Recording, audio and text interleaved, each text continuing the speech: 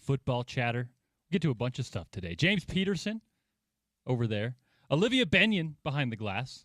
And thanks to all you guys for joining us. ESPN 700, 92.1 FM. Of course, ESPN700sports.com. And, hey, I think we're live on YouTube. We are. We are live on YouTube. We are. I think my mic is on. Yeah, okay, you're good there to we go. go. Sorry. Headphones weren't turned up. Welcome to the Sean O'Connell Welcome Show. into the studio, James. Like Porter Larsen said. Quick bathroom break, man. It's the weirdest thing. Your body gets trained on.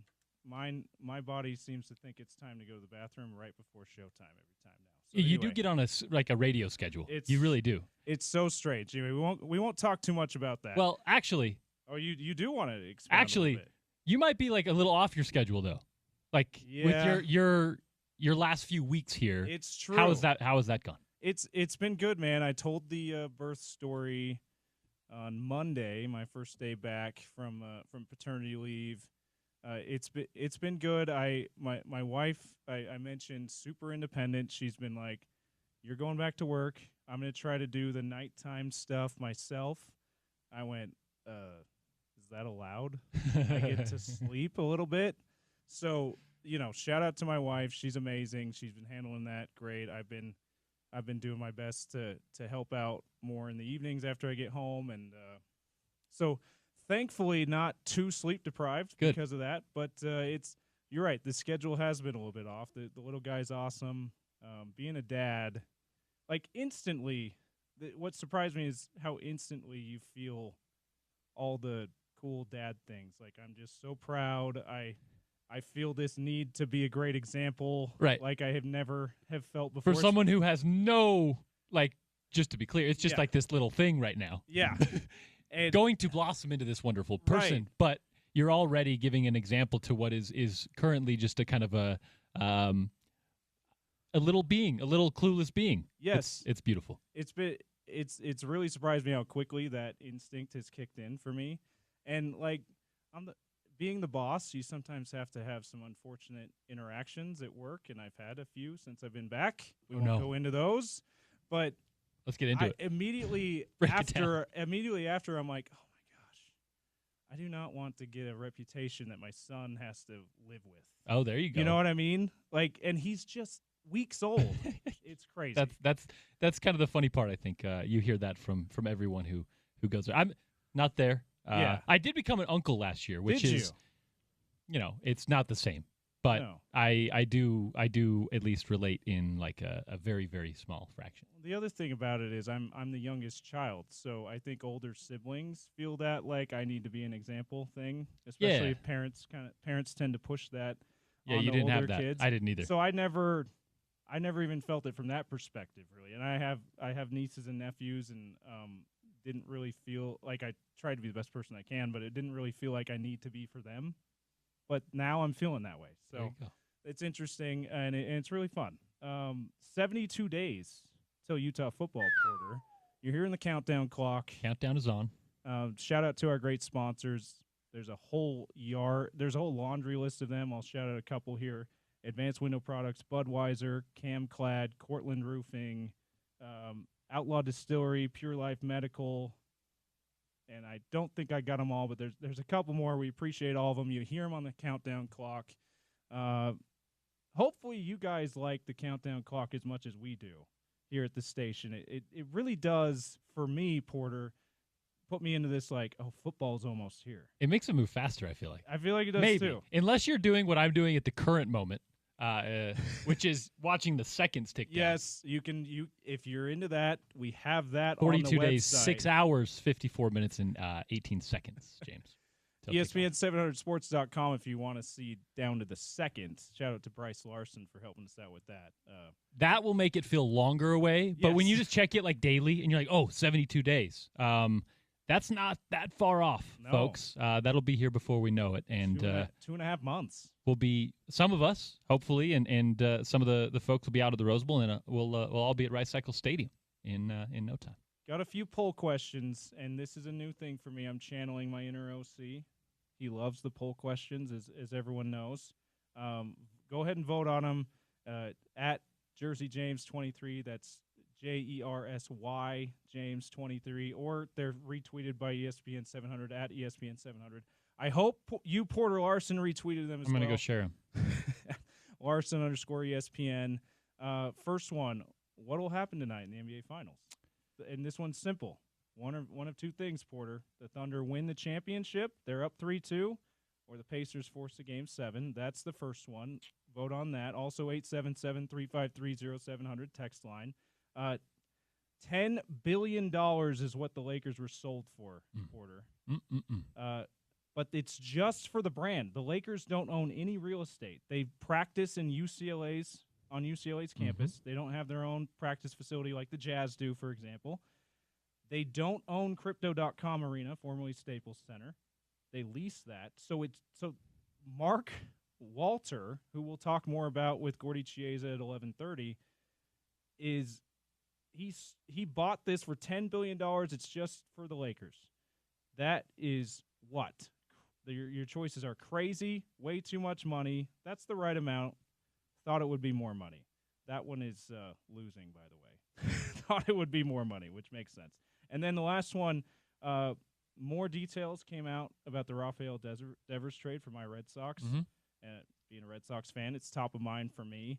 So the Athletic is reporting that they mainly did it to save money, and they reported earlier that it was also because they didn't feel like Devers' attitude was that it was salvageable given Devers' attitude so far this season, with them asking him to change positions multiple times and all that. So trading your best player to save money is smart, never okay, or depends on the situation. If you vote on that one, please comment so we can hear what it depends on for you. So there you go. Vote on those. By the way, this is the second time the Red Sox have done this in 6 years. They traded Mookie Betts to save money as well. So it's become a pattern for two different front offices, by the way, for the Red Sox to do this. I am not so mad about the Devers part. I'm still upset about the Betts thing. So there you go. Porter, let's start with Game 6 of the NBA Finals, which you can hear here on the station. It's in Indianapolis. OKC leads the series 3-2.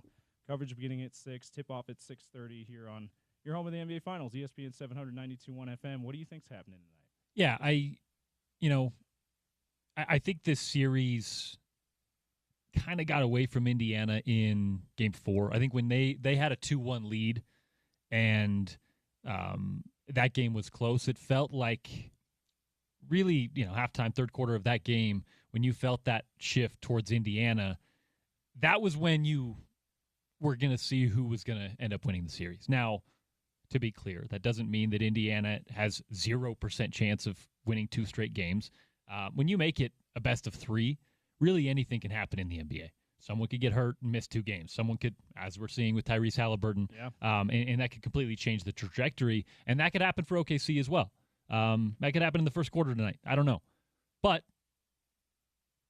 my head is telling me OKC probably gets out of here with a win tonight, and they probably take home an NBA championship. My heart is hoping that the Indiana Pacers win so that we can continue to see basketball, at least for a couple more days this year, and see a Game 7. The best thing in sports. Absolutely. Especially to decide an NBA championship. Yeah, and that's kind of going against your heart a little bit, too, because as a Knicks fan, you have to hate the Listen, Pacers, I want OKC right? to win in Game 7. I'm not going to be cheering for the Pacers. Well, OKC kind of has Knicks colors, too, so I'm sure that's part of it, too. Yeah, I mean, there's some bitterness there for sure with Indiana, but, man, it's a fun team, and it's a fun matchup between these two styles of basketball. So if we could get 7, I would be stoked. But tonight, just with the way Oklahoma City is kind of settled in and won comfortably and won in a couple of different ways, and now you have the addition of a Tyrese Halliburton that, if he plays, is not going to be the guy that you are used to seeing. He's listed currently as a game-time decision. I'm, assuming he's going to go out there. He's going to give it a go, and Indiana will, play it by ear from there. I'm interested to see if he starts. That'll be the interesting part. Rick Carlisle is he's a coach who isn't afraid to, if he doesn't feel Tyrese is 100%, he'll make that starting move knowing that he has that relationship with Halliburton and his team. He's the kind of like experienced veteran coach that has that leverage. He can do that. And Halliburton is that kind of a player too. Right, I think so. He's that kind of a star player that he really does, at least the perception of him really going back to his high school days, is that he's always been about the team. Yep. Even though he's been the best player on just about every team he's played on, including the Indiana Pacers, he's willing to put his own selfish desires aside for whatever coach, whatever the rest of his teammates think is best. And if he's compromised with the sore hamstring, I'm with you. I could see Rick Carlisle saying what's best for the team is to have a healthy TJ McConnell start us at point guard. And McConnell's played really well in this series. And you have depth there. You've got Nembhard. You've had you have Nembhard is also a guy who can play point. Yeah. You don't have that primary ball handler who's going to initiate, and you don't have the guy who of course, has had how many game-winning shots over the last calendar year? Like that is a factor that I think Indiana does need to win this series. If he's, if he comes out and, with a calf strain, it's tough because you're not going to want to really push it, but you can still operate an offense. You can still be a facilitator. But the defense, the pace, that's where it's going to hurt him. The speed and the pace with which the Pacers and play. The Thunder, yeah. You got to defend, too. It's important that Tyrese is not just able to run the offense and start plays. He needs to be able to push that pace. And we've seen throughout these playoffs when teams are able to slow the Pacers down, Pacers generally lose those games. Yep. You saw your Knicks do that a couple of times.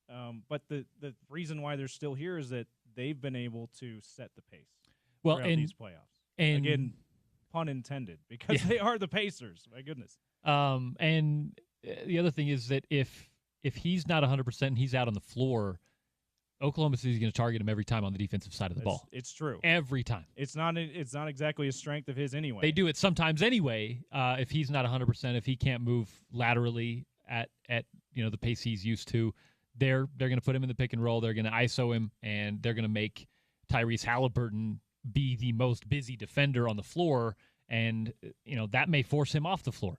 It's going to be interesting to see that game of chess, just based on how he looks. I hope that it was just like a little tweak or something, and the questionable stuff, the game time decision, is maybe a little gamesmanship, and that it's nothing concerning. But with a calf strain, we talked about 5 years ago with Kevin Durant. Now, that was in the finals. He had a calf strain diagnosed before the game and went out there, probably opposed to most doctors' recommendations, and he ended that game with a torn Achilles and missed the entirety of the next year. So it's true. There's a risk to him going out there and playing at all. But it's the NBA Finals. So sometimes you say, hey, I may risk my Achilles for an NBA Finals. And if you're one of those guys, respect to you. Yeah, absolutely. I think he plays because this is an elimination game. Yep. You've got the rest of the offseason to rest, hopefully what still stays a calf or hamstring injury, and not anything more than that. So you got to go out there and play, in my opinion. But and I think that he starts. I think we see more of what you were talking about, Porter, as maybe he doesn't play near as many minutes. Maybe he's not starting the fourth quarter.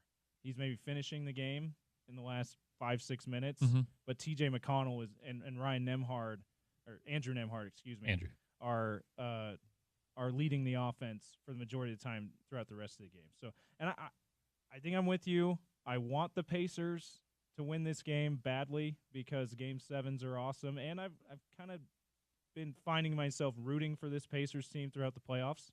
They've been really fun to watch, but also it's hard to pick against OKC. The way that it's like how the Stanley Cup final turned out, right, Porter, where there were a lot of close games and the Oilers won the majority of those close games, but then the way the Panthers won was winning dominantly. Right? It always that felt turned like out they to be were the case in Game 6. It always felt like they were kind of moving uphill or battling uphill a little bit during that series, right? And that kind of seems like how it feels with the Pacers and the Oklahoma City Thunder. But hey, we'll see. Maybe it's a close game and the Pacers come out on top. You know, it seems to me like we saw the Panthers wear down the Oilers as the series went longer because they had way more depth. It feels like that's what the Thunder have been doing slowly to the Pacers, especially given that the Pacers' best player is going to be playing at not 100%. And that will be their strategy if Tyrese is on the floor. If Rick Carlisle can bring Tyrese Halliburton in, get a good flow of the offense going, get them into a rhythm, and then he has to bring him out because he's getting attacked on the defensive end. That's something that could happen, but that still gives you some value for him, even if he's playing less minutes, even if he's not the player you're used to. I don't know where you necessarily turn to creation outside of that. TJ McConnell can run the offense, he can facilitate a little bit, but there's not enough, especially when you're trying to keep pace with Oklahoma City. Yeah, he's not enough of a scoring threat for a full game to be able to create the way that you know what you need. Does. Yeah. The Nembhard you saw or the Neesmith you saw against the Knicks. Yeah, there you go. Absolutely 20-something points in 8 minutes or something. There you go. Yeah, that's a good strategy. So there you go. We'll see what happens tonight. That's it. That's again 6:00 is when our coverage starts here on ESPN 792.1 FM. 6:30 tip off. We'll talk more about that with Gordy Chiesa coming up about 10-12 minutes from now. He's in studio for an hour. He just got here, so getting ready to go. We'll talk a lot about that with Gordy and more. NBA draft is next week, so we'll talk plenty about that. What will the Jazz do? We'll also talk about this with Gordy Porter. Going to the second poll question here. You saw the Lakers sale. Mm-hmm. $10 billion. This is the highest sale in the history of American sports, probably world sport, probably sports in the whole world, but certainly in North American professional sports. I remember, it's funny that this is the number because I remember after the Celtics sale, what was that, over $6 billion? Yeah. And that was the high at the time, just a couple months ago. I remember, listening to ESPN radio on the station and some of the national programming and those guys saying the Cowboys will be the first one that sells for over $10 billion. Well, here we are. The Lakers are the first to double-digit billion-dollar sale. I mentioned before, it's just the brand, which has got a lot of people talking, a lot of sports business people going, "Oh my goodness, we did not see this number. We saw maybe $7 billion, but not 10 because people talk about the Warriors. They own their arena, they own Chase Center, and it's right on the bay. So that obviously puts their valuation up. That's a good portion of their value there. Yeah. In fact, they are considered, now we may have to change this because of the Lakers' official sale. The Warriors, I believe, were considered the most valuable franchise last year, $8.8 billion. And that includes probably like $2 billion of real estate and a Chase Center and concerts and events and whatnot. Yeah, it's wild. Mark Walter is your new majority owner. He is also the majority owner of the LA Dodgers. Obviously, the Dodgers have had tons of success since he took over. He spent, I think, $2 billion on that however long ago, and people thought that was crazy. Right. And now it's like, of course, they're worth $2 billion. Now, however many years later, so he's your guy. It makes me think, to bring this to the local angle, Porter, and I want to see what Gordy thinks about this too. We had the Buss family owned the Lakers for like 3, 4, 5 decades, right? Maybe even longer than that. So this is an end of an era. We just had that recently with the Utah Jazz. The Millers kept the Jazz here when they were not really financially solvent in the mid-'80s, and they sold them to Ryan Smith for just under $2 billion in 2021, right, or 2020? Yes, during the pandemic. 2020. And when you mentioned when they were in I would love to hear from like a Gordy perspective. We'll get to this later. The business side of basketball is so interesting because not only were they financially insolvent for some of those years, later on, Larry Miller like kind of admitted that he didn't have some of the money that he was telling people that he had, right? Like he was going and getting loans, and he was making little things happen, all just to add up so he could get an arena, get a team. During the finals years, they were remarkable. They were like barely profitable. Yeah. From what we learned, I mean, in relative terms, right? And now, obviously, the business of basketball has exploded in a way that Larry Miller, I'm sure, couldn't even imagine. But man, the way it's changed and the just remarkable dollar amounts that you are seeing. Broncos $4.6 billion, Washington Commanders $6 billion, and then as you mentioned, the last two, the Celtics and the Lakers, the two most valuable franchises ever sold. We got to go back to I think Chelsea was sold for $5 billion a few years ago. The Lakers are the most valuable sports franchise sold worldwide ever. In the world. Pretty crazy. It is crazy. And it begs the question, the story's still being written about will the Jazz have similar success under Ryan Smith and his ownership as they did under Larry Miller?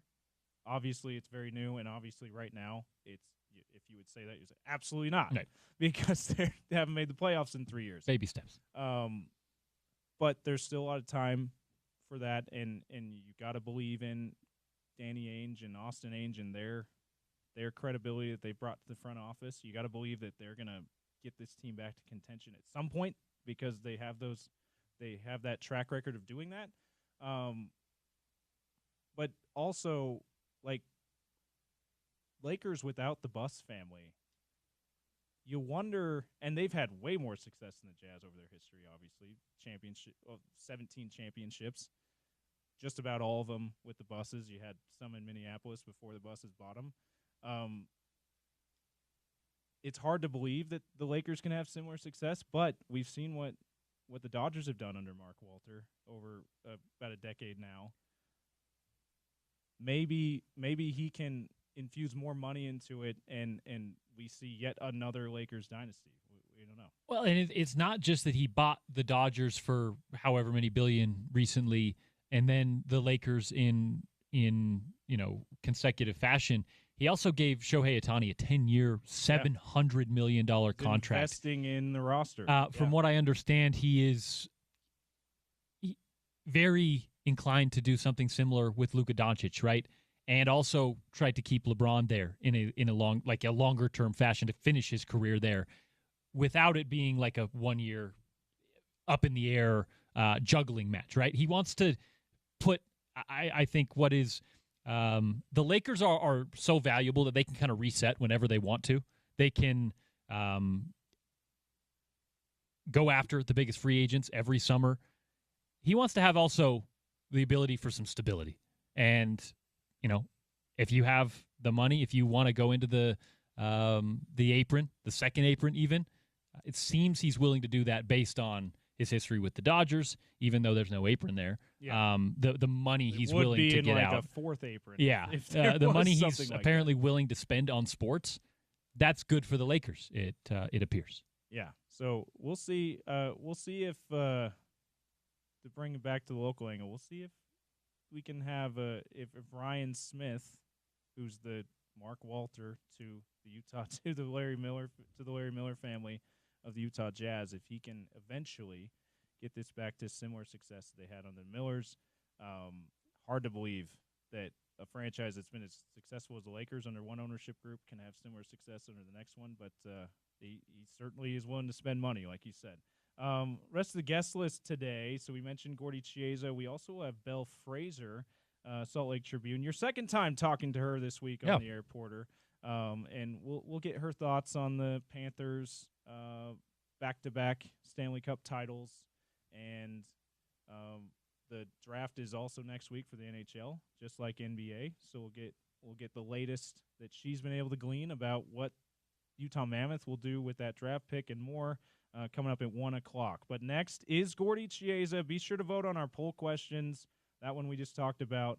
Was it crazy to buy $10 billion just for the Lakers brand? No real estate involved. Was it the right amount? Did you think it would be more money somehow?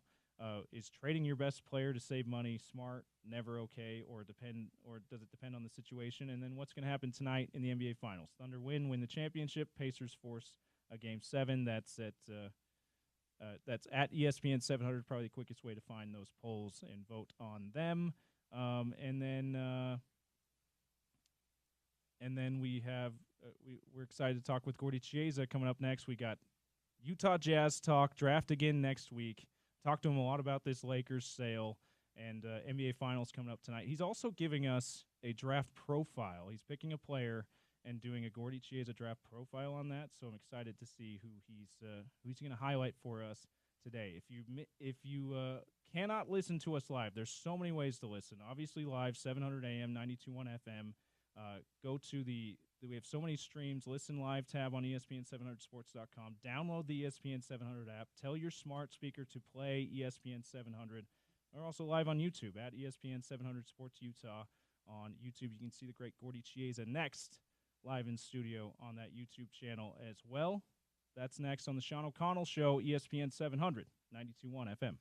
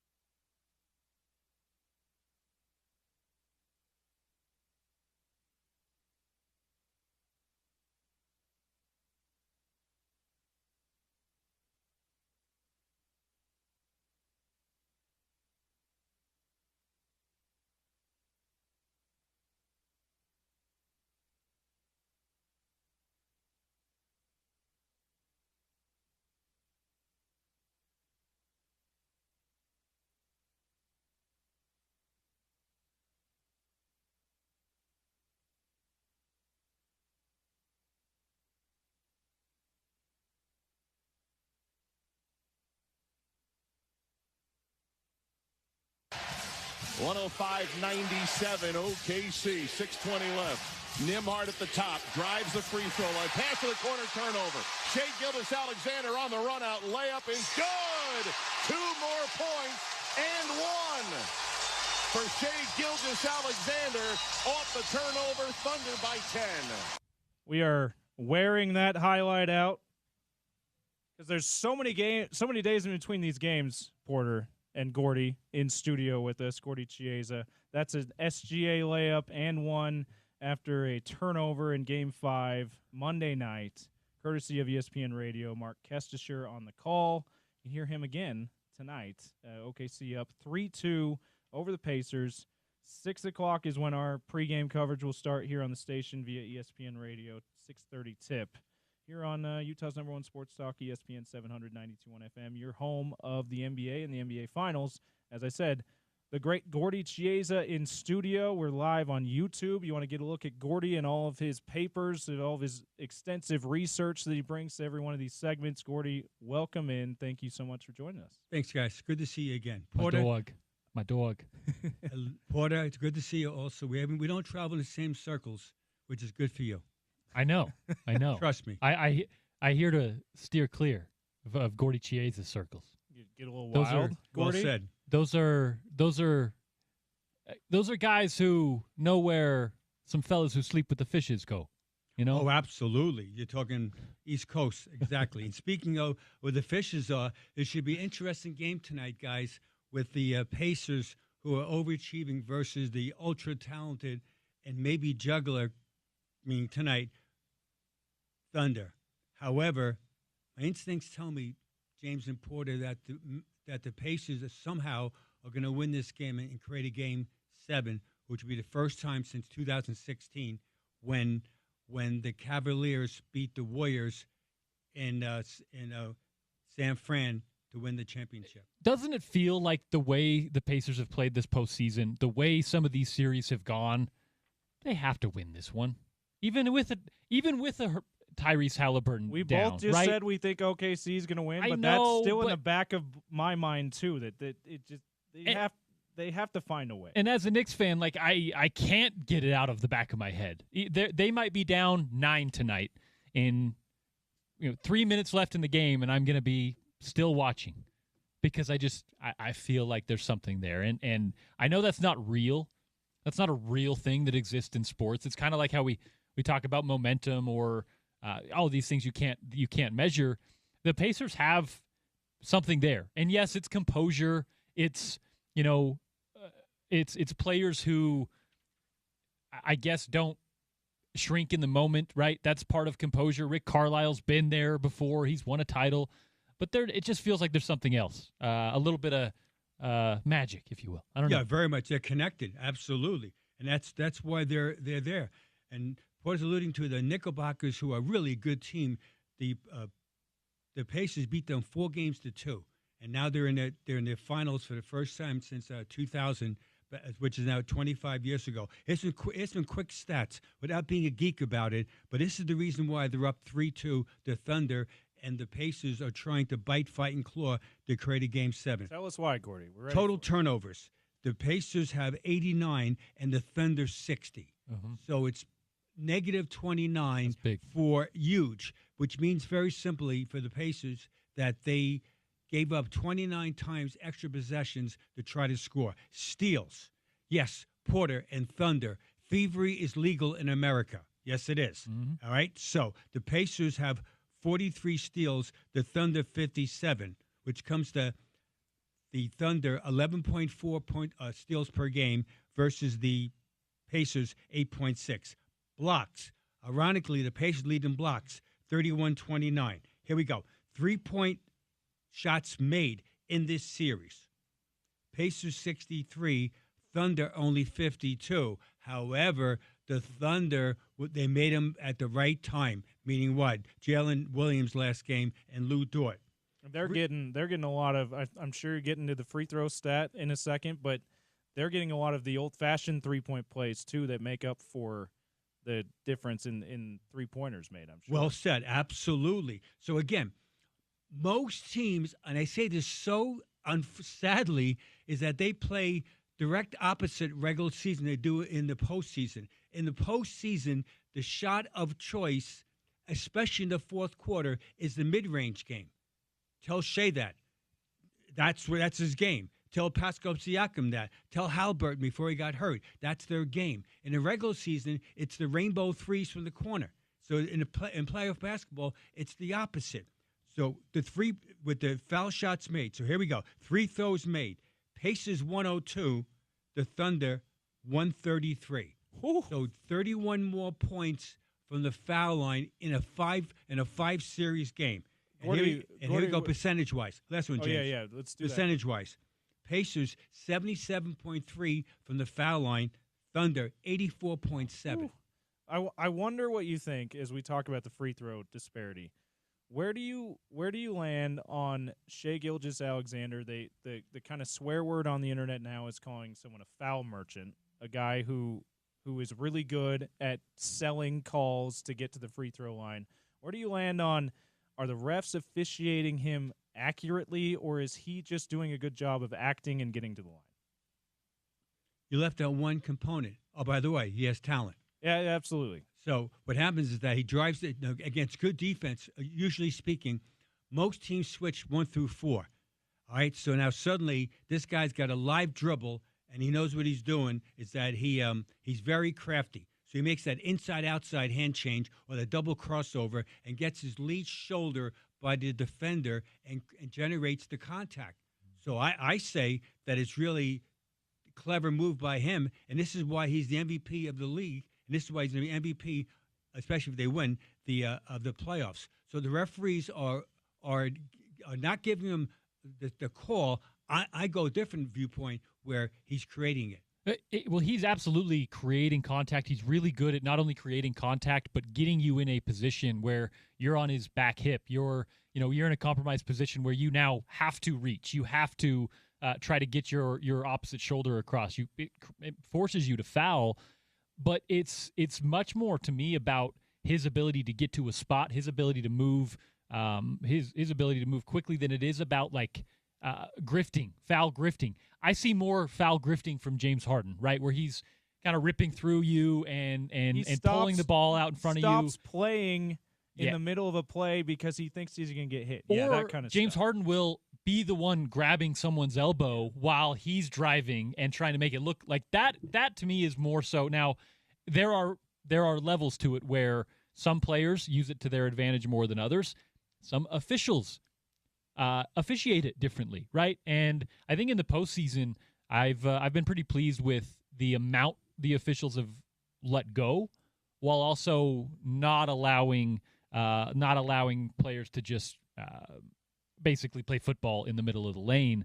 It's a balance that it's going to change every game. It's going to change based on the players that are on the floor. And Shai Gilgeous-Alexander actually absolutely takes advantage of it.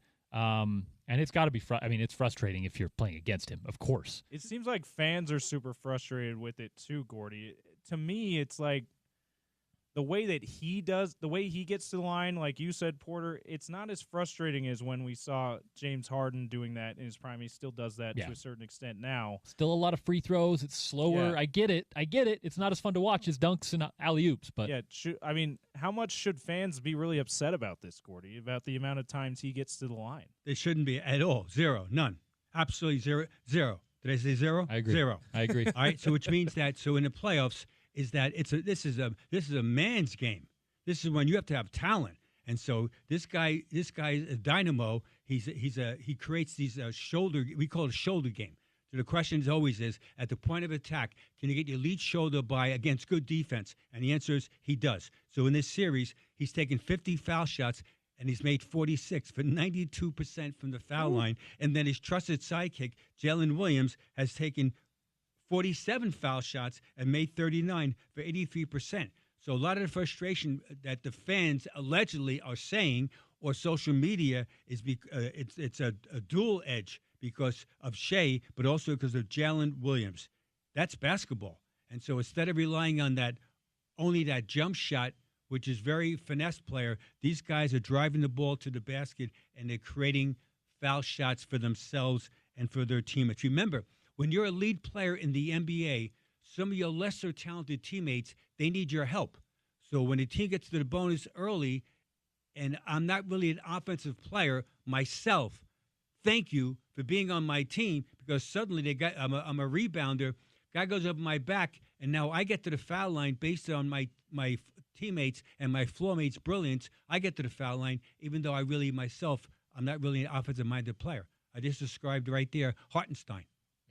See, someone like that. He gets to the foul line because the other guy's brilliance. See, again, it's little things. It's every little thing does matter in playoff basketball. Speaking of a guy, your Knicks, I think, really missed this playoff run, Isaiah Hartenstein. Oh, absolutely. He's no provided doubt. everything that he provided them last year as the Knicks had another good playoff run. And when Mitchell Robinson went down, it exemplified that, right? Obviously, that was a big turning point in the Knicks series. But, yeah, it's frustrating because you're seeing a lot of Knicks players in the last couple of years. DiVincenzo was good in that run. Like, you're seeing that the Knicks front office, some guys that were recently in the Jazz front office, are doing a really good job of getting good players in that building. How stuff falls around that and how it is operated by, let's say, the owner, well, that's a different story. But they're getting good players in that building. That's for sure. Oh, very much. And that's what happens is that there's a synergy between the coaching staff, ownership, and management. And the better teams that are consistently winning. So Sam Presti of the Thunder right now and Kevin Pritchard of the Pacers, they're in lockstep with their coaches and, more importantly, with ownership level. Again, Clay Bennett, the owner of the Thunder, a long, long time ago when I coached the Seattle Supersonics, Clay Bennett just bought the team. So he was there for my last year was his first year. So I know him personally. And so he brought and Sam Presti just got hired also. So they came lockstep together. And after 1 year, 2 years that Clay Bennett owned the team in Seattle, he moved it to OKC Thunder. And so this is the 17th season that the Thunder have been in Oklahoma City. So they've been established. And this is the byproduct of it. This is why they possibly could be champions. And how many people do you think know Clay Bennett's name? Like on a grand scale, right? Very few. Compared to Jerry Jones, James Dolan. The Buss family we talked about a lot in the first segment. And the Buss family is a little different to me because I think the reason I bring that up is because you don't know his name because he lets the basketball people do basketball, right? When you have that organizational continuity, that involves delegation. If you are, I'll just bring it back to James Dolan, and you have no clue about basketball and you're involving yourself in it, it's just going to end poorly every time. The OKC thing is a perfect example of allowing Sam Presti to just do his job because it's clearly turned out really, really good for them. Very much. And it sounds so simple, but it gets cloudy in the interpretation. Mm-hmm. So, James, my good man, that here we are, this sunny day in glorious Salt Lake City, 102 degrees outside, Really? have a lot of water. However, it's always cloudy in the war room. James, it's always cloudy in that war room, whether it's playoff basketball or whether it's the draft coming up or then free agency and or trades. And it's happening right now as far as everyone's in that cloudy state of mind getting ready for what's going to happen in the next basically 4 weeks. Absolutely. And starting a week from today would be day 2 of the NBA draft. It's over 2 days now. First round will be next Wednesday. So that's coming up quick. We do have to go to a break here soon, but Gordy, we just had some breaking news regarding the Houston Rockets. They signed Ime Udoka to a long-term extension. They did not release the terms of the deal, but they're saying he'll be among the top-paid coaches in the NBA. Your thoughts on that, on the Rockets extending Ime Udoka? Well done by Ime Udoka and by the Rockets. The Rockets, they've been shaky the last few years, and now they have the right coach in place, and he's strong and he's strict in a good way. You see, you cannot let the players run over the coach. You cannot. There's no way you're going to win, especially in close games. So Ime Udoka, who's an undrafted player himself, played in the NBA for 11th season. He gets it. And he did a good job at Boston. It didn't work out for off-the-court issues. He learned from that. Whatever happened is that he goes to the Rockets, and now he's helped them tremendously. He's made those young guys professional players versus I don't feel like playing defense. I just want to hang out and shoot shots, and that might happen, but you're not going to be here. And so that's why they did that for. Also, they signed Steven Adams. Yep. See, Steven Adams, one of the all-time greatest screeners. So part of their emergence is that besides the coach and the coaching staff is that they have the right players that are trending up. They have a player option on Fred VanVleet this summer, and if you listen to certain circles in the league, they may be the team that has some of the best packages to try and go get Kevin Durant. So it's going to be an interesting summer for Houston. However, okay, so Kevin Durant, if I was counseling Houston, do not take Kevin Durant. I don't disagree with you. So I'm not saying, hey, Gordy, what are you tripping? That guy is in the all-time greats. Correct. However, is that at age 37, he's somewhat of a diva. Somewhat. Not totally, just somewhat. And we have a bunch of young guys in your team is that you want to keep growing as a unit. All right, and that's, again, I never question someone's talent because get to the NBA and make all NBA and be an all-time great. You have talent. You have numbers. You have statistics. However, it's way beyond that. And that's what makes the Thunder so interesting and the Pacers overachieving. And maybe next year it's going to be the Rockets. The Rockets are saying, if the Thunder did it, why can't we? And that's why. So I would counsel them. Speaking of the Rockets right now, here's their starting lineup quickly. Freddie VanVleet, Jalen Green, Dylan Brooks, Jabari Smith, and Alperen Şengün. So that's their starting lineup. And then off the bench, Amin Thompson, Cam Whitmore off the bench, Steven Adams, Aaron Holiday. These are the Teresa Eason. These are the guys that play a lot of minutes for them, and that's why they're good. It's a really good young roster. I agree with you, Gordy. If you're going out to get Kevin Durant right now, you're trying to win next year. You're out I don't think you punt on that if you're Houston right now. You're in a really good spot with a bunch of really young players, with a young coach who you just re-upped on a big extension. And we'll end on this thought and head to break, but talked about this with Gordy off air before. You don't want to risk giving away a really good young potential 3-and-D or two-way star the way that the Suns did, giving up Mikal Bridges for Kevin Durant. You just don't want to do that, in my opinion. So that's another reason not to do it. He's awesome. He's 37 going on 38. Yeah.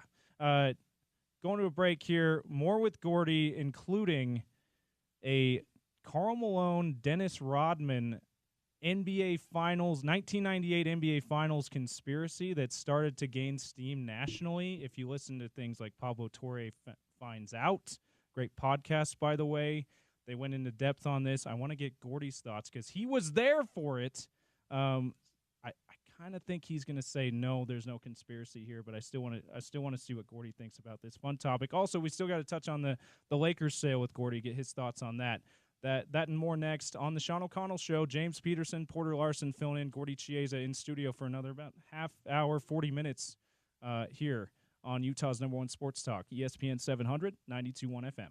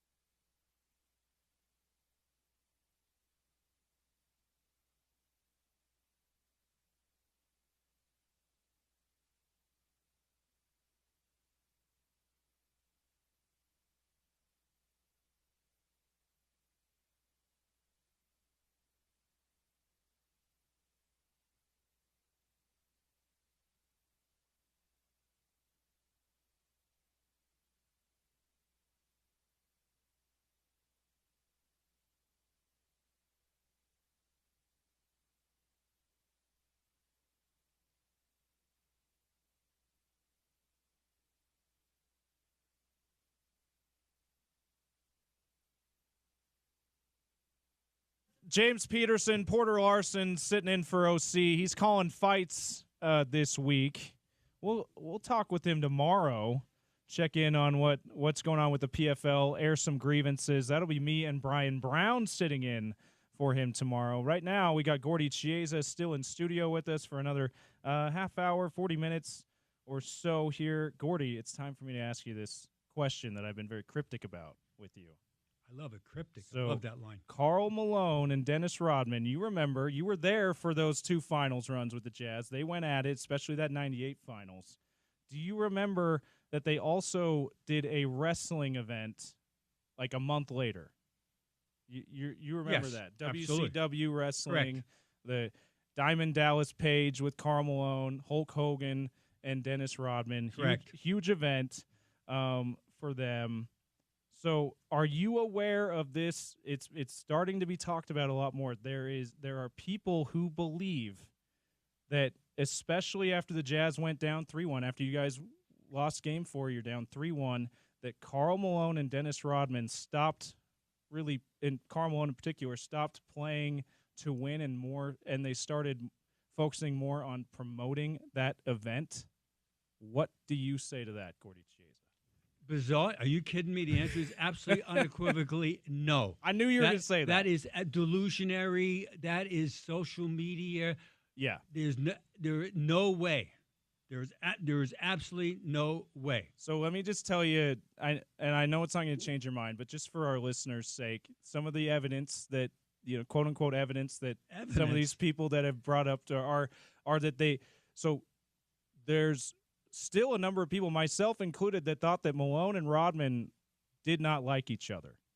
Apparently, they had rookie mini camps. You probably remember this in the 80s. And Yes. Malone and Rodman were roommates because they were drafted in the same year. Right. They were roommates at the rookie mini camp. And Malone, as of according to some people at the time in 1998, had said, "I actually really like Rodman as a person. I got no beef with him."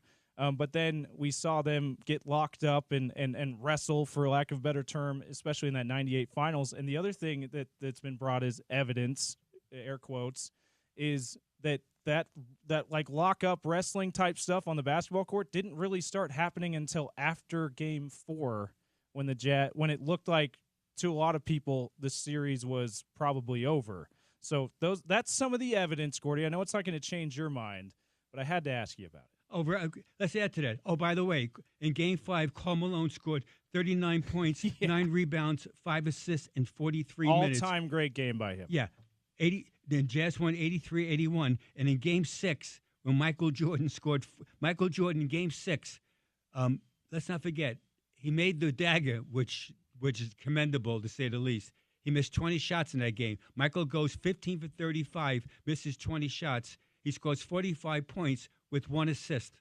James Porter, 1 assist. Karl goes for 31 points in Game 6, 11 rebounds, 7 assists to lose by 1, 87-86. And Stockton's last shot against good defense, he did dig in. John had the ball hit the rim, bounce out, danced out. They win. You know what I think of every time? I think of where the big dog was in position to get a nice putback. If that ball doesn't hit the rim, yeah, I watch that sometimes, Gordy, and I go, I wonder if he gets a tip up in time and the Jazz win that game by 1. Sure, absolutely. And that's the beauty of sports. It's fractional. You think it's so much is based on just this 1 centimeter of a situation. The ball bounces a certain way, and you get that ball, or you don't get the ball, and that's why the Jazz are trying to strive right now. I was there. I was yelling at Jeff Hornacek in a good way to go double team Michael Jordan. We call it our green defense, or the running trap, and it was deafening. In that series, my ears hurt so much that literally it took about 2 days after Game 6 to be able to hear properly. Wow. That's how it was deafening. When you were yelling at Hornacek, was that Jeff Green, Jeff Green, Jeff Green? Is that how you? All you said because it was so loud, or how did you? What was that? I was just screaming that he didn't hear me, and that's because it was so loud. Wow.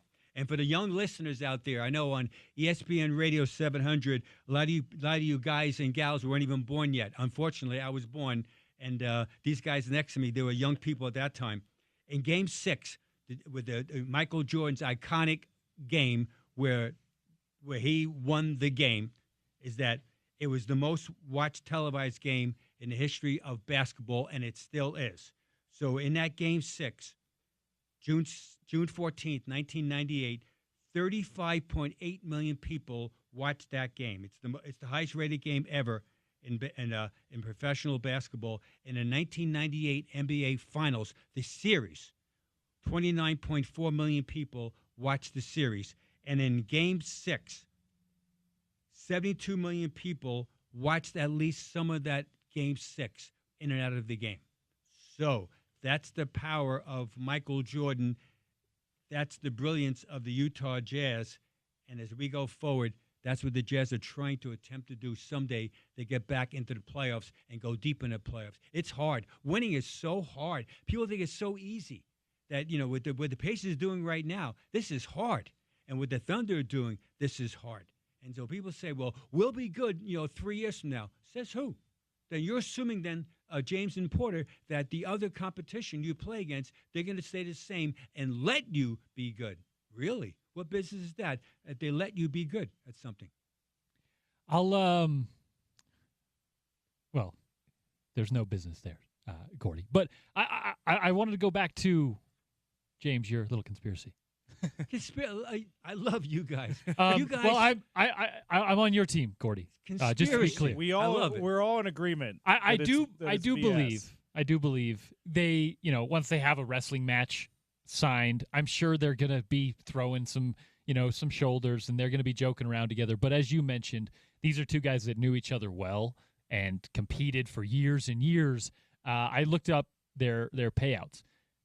Dennis Rodman did get a cool $1.5 million for that wrestling match. Yeah. Karl Malone only made he made less than $1 million, only $900,000, and that's a good fraction of what his salary was at the time. Though. It was, but he had already made $11 million in his career. I think Karl Malone made $100+ million in his NBA career once it was said and done. So I like conspiracies. I don't believe them. Yeah, Gordy, if you're a podcast guy, Pablo Torre finds out. I've heard of him. Sure.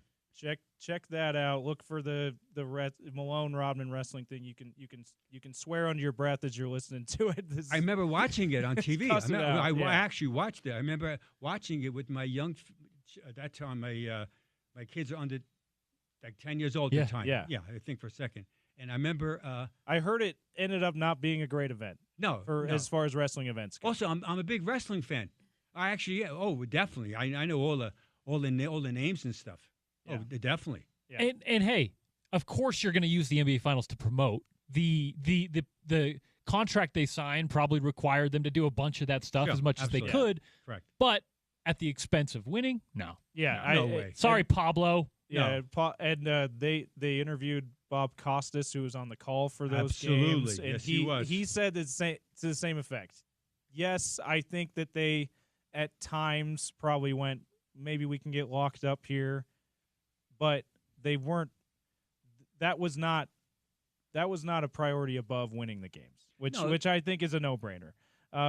Let's head to another break, Gordy, and we'll finally get to the Lakers news with you on the other side. We'll also get a draft profile from you. Do you want to tell us who you want to highlight today, Gordy? Yes, let's highlight from Maryland, Derek Queen. Derek Queen, one of the Crab Five from Maryland. So stay tuned for that. Also, Ace Bailey canceling a workout with the Sixers. Does this mean he could fall to the Jazz? What should the Jazz do with the 5 pick? All that and more on the other side here on the Sean O'Connell Show about 3 minutes from now. James Peterson, Porter Larsen filling in for OC on Utah's #1 Sports Talk, ESPN 700, 92.1 FM.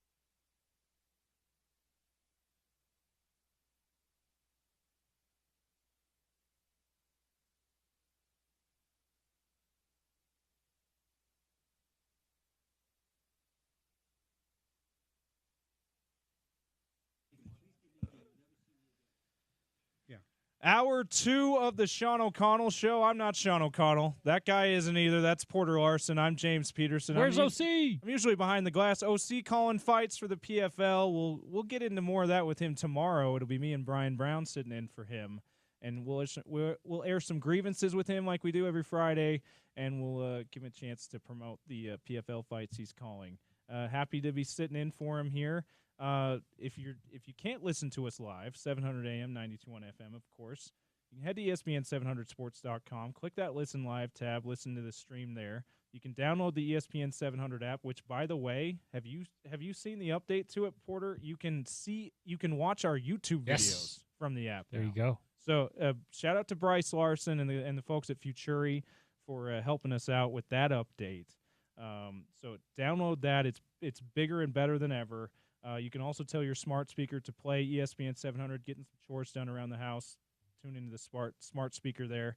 And then again, at ESPN 700 Sports Utah on YouTube. You can see my pretty face on the YouTube channel right now. Porter and Gordy Chiesa in studio with us for another segment here, another 20 minutes or so. Gordy said no to the Dennis Rodman, Karl Malone wrestling conspiracy, by the way, that they had more focus on promoting that than the NBA Finals, which seems like a no-brainer. Before we continue our segment with Gordy, got to let you know, ESPN 700 and 92.1 FM is proud to welcome Nate Jackson to Kingsbury Hall on November 7th. Tickets are on sale now, or you can listen to The Drive with Spence Checketts the rest of this week and into next week for your chance to win a couple of tickets. Nate Jackson, the comedian, of course, on his Very Funny Tour, I believe is what he's calling this, at Kingsbury Hall in November. Gordy, before we get to the draft stuff, we've run out of time in the first two segments to ask you about this big Lakers sale.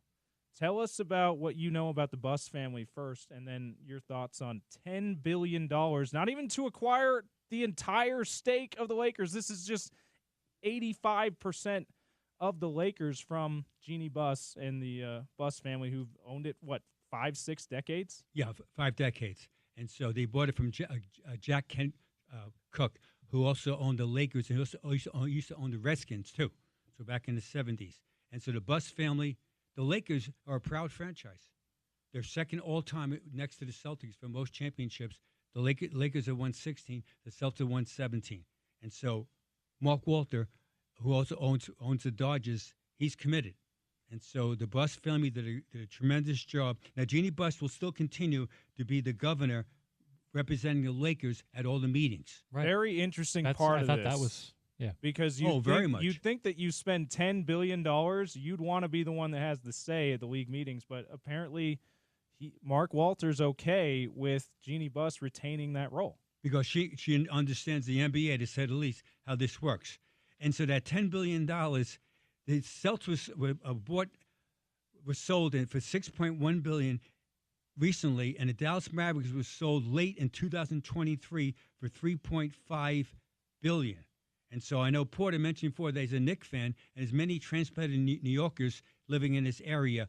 So if the Lakers, and remember, the Lakers do not own their building. You do not own it. Either do the Celtics, either do the Mavericks. Remember, here in Salt Lake City, Ryan Smith owns the Delta Center, owns it. All right, so that's a huge part of what a team is worth. And so Gail Miller sold the team to Ryan Smith on October 26, 2020, for 80% of it, $1.66 billion. 80% of it. This is about the same amount that Mark Walter bought, and it's for like $8-9 billion more. Yeah, and then get the Miller family, which I looked up, sold another 10% of it to Action Sports Partner.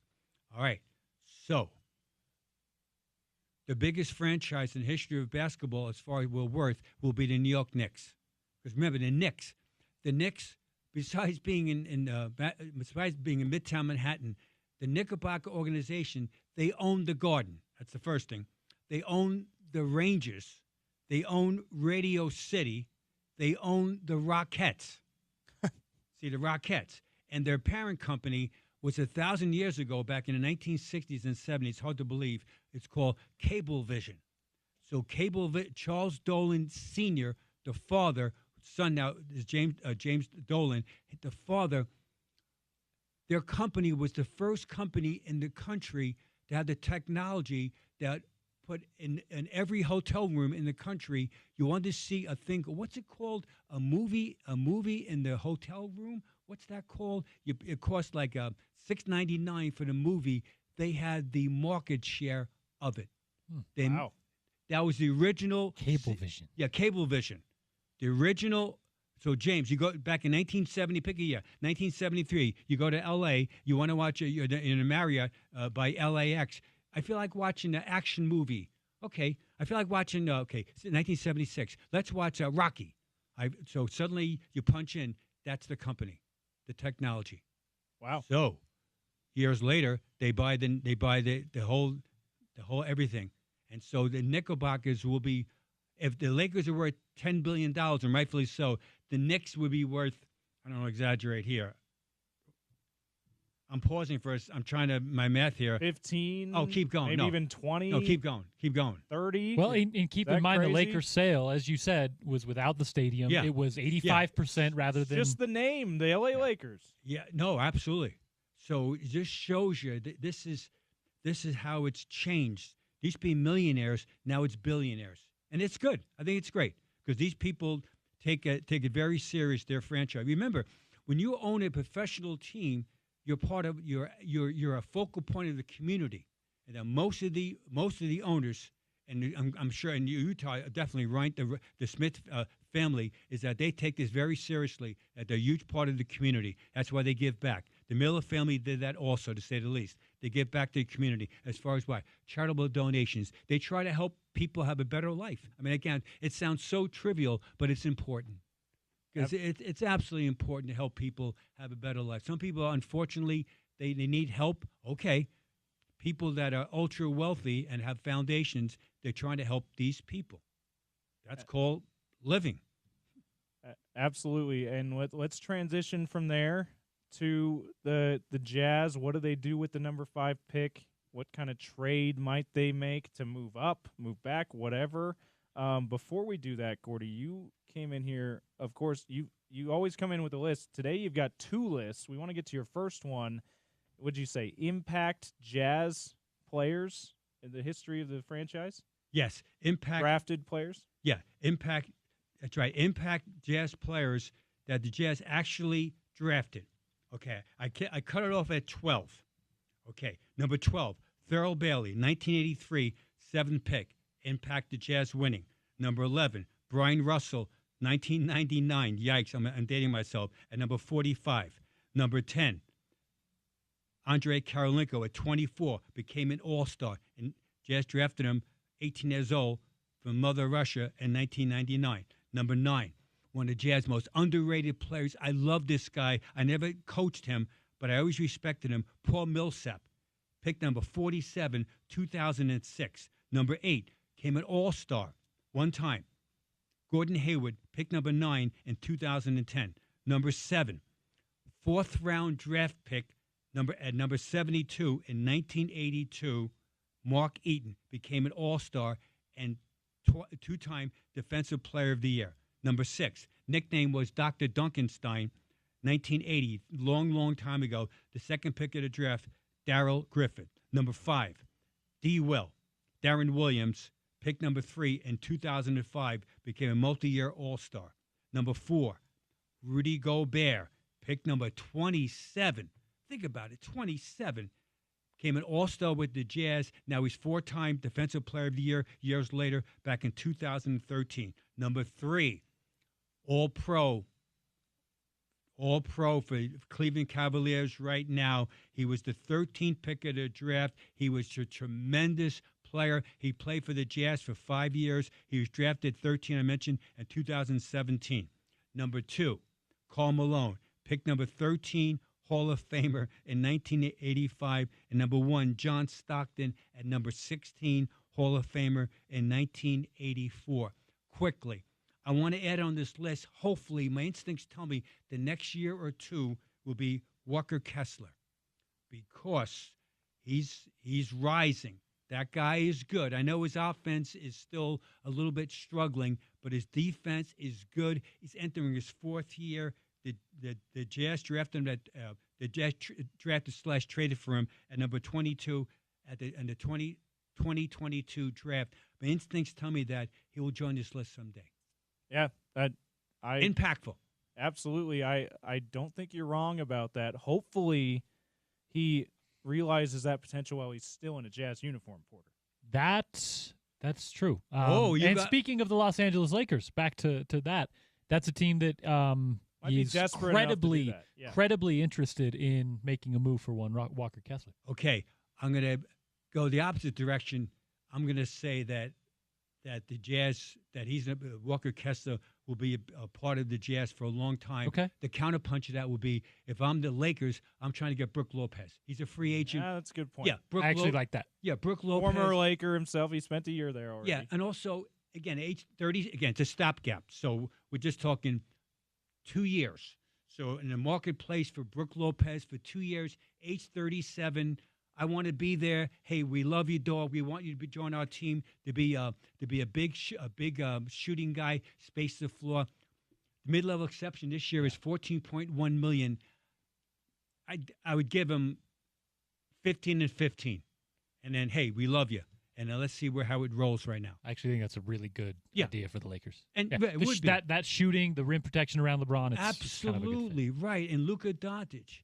And so this is it's so important that management gets the right amount of economic value for a player. Hey, we love so-and-so at $15 million, at $25 million, we dislike you. What are you talking about? I'm the exact same player. It affects what? The salary cap. 2, the first apron, the second apron, and in the big picture, it affects team chemistry. James and Porter, if the guy next to you in your locker in the locker room is putting on his socks and his sneakers and he makes 3 times of what you make and the guy doesn't play hard, we have a problem. Yeah, absolutely. I could totally see that be the case if I put myself in those players' shoes, which I will never be in, to be clear. Looking at the Jazz draft, they have the number 5 pick at the moment, but they're open to the Ainges now, 2 Ainges in the front office, Justin Zanuck, Ryan Smith, that brain trust. They're open to, if a trade makes sense to package that 5 pick in a trade, maybe even package the 21 pick, who knows. One of those potential trades could be talking to San Antonio to move up in order to draft Dylan Harper, Gordy. Now, here's the big question. If you're willing to talk to San Antonio about that, San Antonio's probably asking for Lauri Markkanen. And if they're not asking, if you're saying no, not Lauri, then they're definitely going to ask for Walker Kessler, right? Would you, if you are one of the Ainges, if you're Justin Zanuck, Gordy Chiesa, you've been in these front offices talking about these things and on coaching staffs, would you be willing to trade one of those players in order to trade up to draft a guy like Dylan Harper, who's not Cooper Flagg, but is also looked at as potentially a future star in this league? Okay. Respectfully, I wouldn't do it because Markkanen's an all-star. How do you replace somebody? See, again, a lot of people are looking at the prism of Lauri Markkanen last season when, for a lot of reasons, he was hurt, but the Jazz held him out, and then when he played, he didn't play well because a lot of it is what? Are you playing tonight? No, I'm not sure. Are you playing? I'm not sure. And that's how you shoot. I'm not sure. Markkanen, you'd hope that whoever you pick in the draft becomes an all-star. That's Lauri Markkanen. And Walker Kessler would be the same thing. He's a future all-star as far as defensively. So if Rudy Gobert's an all-star, Walker Kessler has more talent and more bounce to it. So I wouldn't do it, even though I do like Dylan Harper. I do. I like him. He's a good player. I wouldn't do it. The Jazz have some good young talent. They just got to, Porter, they got to play defense. The Jazz are less than the NBA in defense. This was the NFL. You, as a fan of Porter of the NFL, you've been up at arms that your favorite NFL team was less than the NBA on defense. I am. You're right, and so right, and so if you're in Jazz basketball, I would keep those guys and keep emphasizing dramatically about playing defense, and then in the second round, I would draft defensive playmakers. the guys that I love in the second round is his name is Javon Small from West Virginia. This guy can play defense on, off ball. If I'm picking at 43, I'm staring right at him. Because, the Jazz, look at the Thunder off the bench. They come Caruso off the bench and Cason Wallace. Those guys affect every single game those guys play in. They affect it. And the starters of the Thunder, all of them play defense. That's why they might be champions. And James, if you're looking for an early draft trade situation, I actually think a more likely scenario would be the Jazz ending up taking 6th or 7th pick than it would be the 2nd pick. Because just looking at how the draft plays out, I think a good,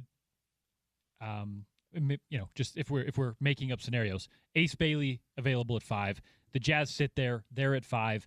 Doesn't seem to be a lot of mutual interest there. Is as far as Ace Bailey as a freshman from Rutgers, I could see the Jazz, if that's the player that's available, could be someone else, moving from 5 to 6 or 7. Or a team that really likes a team that really likes an Ace Bailey, and then the Jazz, maybe they pick up a Carter Bryant, a Con Knippel, and get a little bit extra, another draft pick later on or down the road, a second rounder sometime then. I think that's a little more likely than the Jazz moving up in the draft. But who knows? Because that could all change when draft day hits and another team in front of them moves their pick. You never know once we get to that day. Speaking of Ace Bailey, Gordy, wanted to get your thoughts on the latest with him. I believe, was it last night, early this morning, the news came out that he canceled a workout with the Sixers, who have the 3-pick. Ace Bailey, in most mocks, is looked at as the 3rd best player in the draft. So lots of people are saying Sixers it would be smart for them to take him, or it makes sense that they would take Ace Bailey. Do you remember many players doing this in the past? Guys who were that high on the draft board, Gordy, canceling workouts like this, and how much of a red flag is that for teams? The answer is I do remember it often. Let's not forget, back in 2016, that was Ben Simmons. Oh, yeah. That was Ben Simmons. Also, back in 2015, that was D'Angelo Russell. He wanted to go. He wanted to go not to a certain team, so he held out as far as not going to workouts. Kristaps Porzingis held out, also not going to workouts. For some bizarre reason, Jamal Okafor held out. I have no idea why he would, but he did right now. And also, so did Karl-Anthony Towns back in 2015. It sounds like an all knucklehead list. That's exactly right. And let's fast forward it. So 2000, when's the last time Porter lost? And you said to yourself, I have to have on my team Ben Simmons. I have to have on my team, James Peterson, Ben Simmons. Yeah. I have to have my point guard, D'Angelo Russell. When's the last time? Last time was what? Never. Yeah. All right. So the point is that this is, it's a red flag. However, if you're the Sixers, meaning the 3rd pick, you don't blink. Don't blink. Remember, when you're picking high in the lottery, you have to get the most talented player available. You pray to the Lord upstairs, please, this guy have some level of, at least having some level of character and being a somewhat person of society. You hope he would be. All right. But if he's not, he still has talent. Remember, high in the lottery. But usually around 10, 11, 12, 13, that's when you still draft talent, but having a character, being a real person, does help. R.J. Barrett was another one more recently. Yeah. I think he declined to work out with the Grizzlies and a few other teams. I don't want to talk about that. No, so this is what happens. And so this is gamemanship by the agents. Usually speaking, oh, by the way, it always backfires. Whenever you try to con somebody for whatever reason, I have no idea why people try to attempt to do it, is that usually it doesn't work out for the player. Well, especially in this age where there's so much player movement. We talk about this in college football all the time, how coaches stay in contact with recruits that they lose out on initially out of high school because, hey, they might go in the transfer portal. You might end up wanting to have them play for you again. Yeah. These players, it's the opposite. Hey, I may, as a free agent, might want to play for the Philadelphia 76ers if I'm Ace Bailey. So don't ruin that relationship now before you've even played an NBA game. Well, and to connect it back to, as you mentioned, some college football stuff. I know guys who have kind of burnt bridges in some small college town and thinking they're going to go, have greener pastures somewhere else. Go to USC or something. Right. And they don't realize that, hey, college football coaches, same way NBA coaches and other coaches are a community. They're friends. They talk. And a kid couldn't get a scholarship at this next place because even though he really wanted to go there, his coach that he had burned was good friends with the coach at the school he was trying to go to. Short-sighted to do stuff like this. Obviously, really NBA draft, it's a little different stakes, but it's definitely something that's real and at all levels of sports now. And remember, the agent for Ace Bailey is Omar Cooper from Lifestyle Sports Incorporated. Ace Bailey's only client. Okay. His only client. Interesting. That's pretty rare. Answer is very much. Bold move. Absolutely. You got that right, Porter. And so this again, it's all part of the It quote. worked out for him. The subplots. Remember, James, I said earlier, it's always cloudy in the war room. Yeah. Even though it's sunny Utah, 102 degrees out, please hydrate quickly, is that it's always cloudy, sometimes raining in the war room. Absolutely. Let's get to your NBA draft profile. You teased that it will be one of the Crab Five from Maryland, one of the great nicknames Yeah. of a starting five in college basketball this year. Derek Queen. Yeah, Derek Queen, right, from the Terrapins. Jason mentioned about Crab 5 is the former coach was Kevin Willett, now the coach of Villanova. New coach is Buzz Williams. All right, Derek Queen. This is how I would write when I was director of pro personnel for the Memphis Grizzlies. Instinctive, here's his numbers quickly. 16.5 points per game, 52.5 field goal percentage, 20.3 from threes. Yikes. He was 7 for 35. All right, from the foul line. 76%, 9 rebounds per game, 2.3 offensive boards, 1.1 blocks. He has more turnovers than assists, even though he does make some good plays quickly. Only buzzer beater in the NCAA tournament this year, by the way. That's exactly also right. on the resume. Add to that. Instinctive running 4-5 man, a long young colt with elongated strides in transition to finish, screen roller lob pass threat, low mid-post resonant, footwork dancer, go-to moves, right-handed jump hook off the left shoulder. Erratic deep shooter, he's a consistent range jumper. Offensive glass crasher, once secures the carom, protects the ball close to his body, negating ball strips, which is absolutely a positive thing for big guys. Lane battler for early space, adds value as a buddy ball passer and high-O action. Major young talent. Defensively, body frame, wiry upper frame, quick jumper, gangly arms to defensive rebound. He's defensively engaged, which is encouraging. He's around the ball in the lane, clever stunter in and out of the passing lanes to create havoc. Committed help defensive player, surprise rotator, challenges and recovers out of being in coverage, which again, that's positive. Understands pick and roll execution. Who does he play like? He plays like Derek Lively of the Mavs, plays like Bam Adebayo defensively of the Heat. He plays like Jalen Duren of the Pistons, who has young fella talent. So, I like him. James, I like him. 5, 6, 7, 8, 9, 10. All I know, I said these magic words. He's defensively, he's engaged. Yeah, I like him too. Obviously, the three-point shooting's a concern. You got that right. But coaches think they can develop anything, right? So that is correct. You think you get him in the building, we can get him to be a better shooter. Yeah, at least be marginable. In other words, go from college 20%. Okay, in the NBA, eventually, when he's 26 years old, he shoots in three-point range, 35.1. Okay, I like it. You can work with that. Yeah, but in the meantime, I can defend. I run the floor. I block shots. I can seal off in the lane. I know how to play the game. I like him. You can hear that kind of analysis about a week from now. It would be day 2, starting next Wednesday, though, on our ESPN 792.1 FM draft show, hosted by Spence Checketts, and Gordy and Richard Smitty Smith will also be in studio breaking them down just like you heard Gordy do that here in his draft profile. Gordy, what's your second list of the day? My second list today, quickly. I know we're up to the clock right now. Most 40-point career games in NBA Finals history. Most. It's only a short list. All these players are tied with two 40-point games.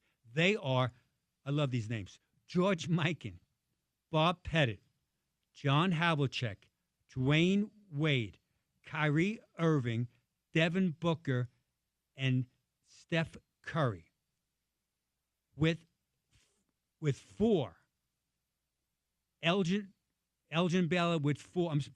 With three. Three. Giannis with three, and Rick Barry with three.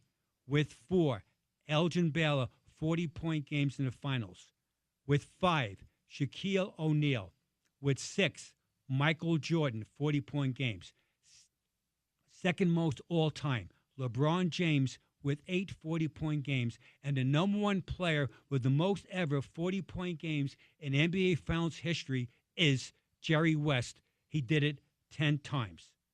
The most recent 40-point game was the other day, Jalen Williams of the Thunder. What about Jazz basketball? Quickly. In the NBA Finals, the Jazz played in 12 NBA Finals games as a franchise. Not one player got a 40-point game. The highest player for Jazz was Karl Malone, mentioned earlier today by James and I. Karl Malone scored 39 points in Game 6 of the NBA. Of Game 6. So 39 points.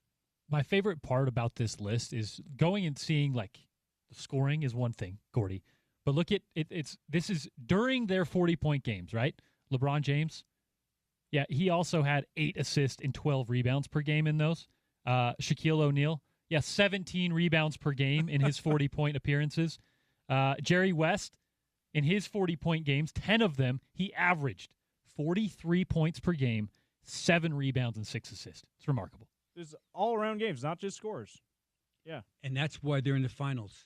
Yeah. And that's why Shai Gilgeous-Alexander, who is credited, Jalen Williams, a half of Paso Siakam, and a half of Therese Halliburton. This is why they're in the finals also. So you're sticking with your original pick, right? Pacers in 7, so you got them winning tonight in Indianapolis. Is that right, Gordy? I do, yes. I'm sticking with my pick.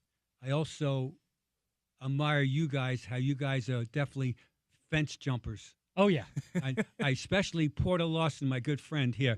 He's one of the fence jumpers I know, especially only in second in NFL football. Hey, listen. When your heart goes one way and your head goes the other, sometimes you sit on the fence. Yeah. Let's be clear, I want OKC to win. I think you they're going to win. You want the Pacers. Well, I want the Pacers to win tonight. You want the Thunder to win the series. Yeah. And I think they are going to. So I won't totally sit on the fence. I just want the Pacers to win tonight so we get a Game 7. That's what I'm in for as well. Thank you so much, Gordy. Another great hour with you. So it'll be me next week. OC will be out again calling some fights. Next Thursday, it'll be me and Brian Brown in studio with you. So looking forward to that, and we'll also talk to you on the phone Tuesdays, of course, with Gordy. Thank you so much. Thanks, Gordy. guys. Peace out. Appreciate you, sir. Yeah, peace out. Love you, dog. That's Gordy Chiesa, the legend, the local legend here on ESPN 792.1 FM, Sean O'Connell Show. Coming up next, we'll reset we'll look at the poll results. There are 3 polls. Go ahead and vote on those at ESPN 700 on Twitter. Text us 877-353-0700. Your thoughts on there. And I thought, Porter, every year a new team wins a championship, we do the same thing. Could this be a dynasty? So I thought you have to ask. I thought we could buy or sell, do a little buy or sell NBA potential dynasties from the past few years. Winner of this series and the past couple of championships that have all been called maybe the beginning of dynasties. That's next here on the Sean O'Connell Show. James Peterson, Porter Larsen filling in on Utah's #1 sports talk, ESPN 700, 92.1 FM.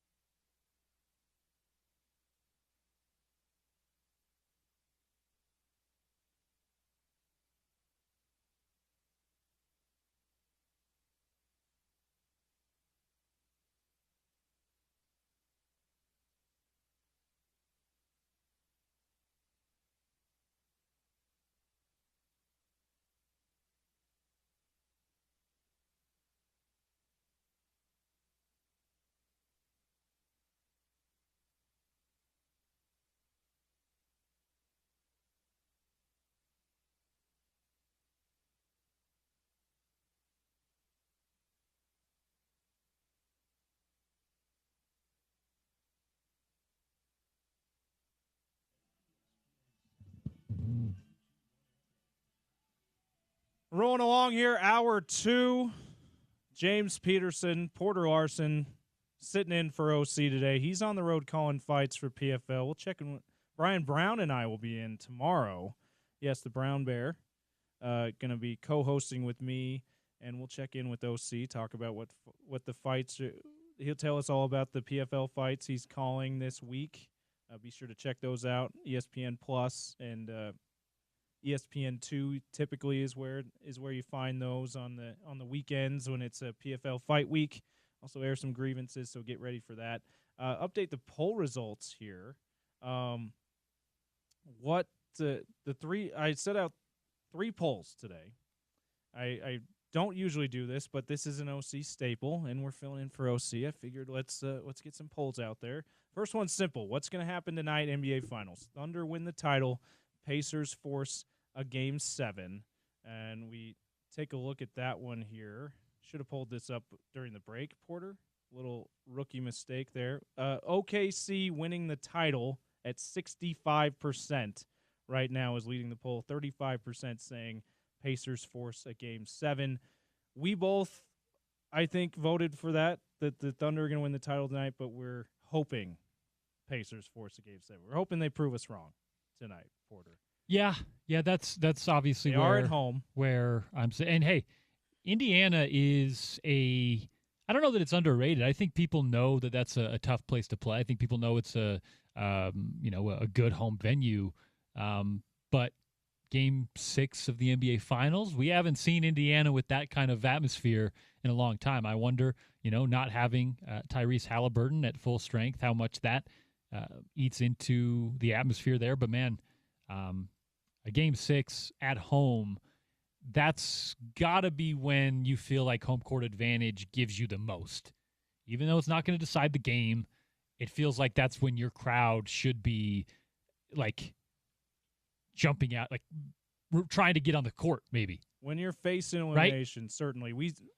Those of us old enough to remember, we saw that in what we discussed with Gordy Chiesa, a series he was involved in 1998, NBA Finals Game 6 here. We saw that firsthand on TV or in person, heard it, whatever, heard the stories about it.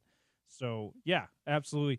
By the way, I didn't even think about this. This is the last time the Pacers were in the finals against Shaq and Kobe Lakers, 25 years ago. They also had a home game facing elimination. They're 1-0. In those situations. They won Game 5. Okay. And it was a 2-3-2 format back then. So they had 3 straight games in Indy. They were down 3-1. They won Game 5. So, hey, maybe they can keep it. They can make it a streak here in elimination home games in the NBA Finals. Don't ask me how I just know that. It's all up here. The next poll question is about the Lakers. $10 billion for the Lakers brand is fill in the blank. And also knowing that the Lakers don't own any real estate. It's just for the brand. It's just for the name and the titles and the tradition and all that. Is that crazy, way too much money, the right amount, or did you somehow think it would be more? That one's losing, which makes perfect sense. Only 9% of people somehow thought it would be more than $10 billion. $4 billion more than the next highest sale for any sports franchise ever. Which was the Celtics earlier this year, and then before that, the Washington Commanders right under that. Crazy, way too much is winning that. That's how I voted. I could see people going, $10 billion makes sense for the Lakers. That is the Lakers, but that's still like $10 billion's an insane amount of money, Porter. We work in sports, so we're like kind of used to talking about these numbers. We're used to talking about these contracts and these.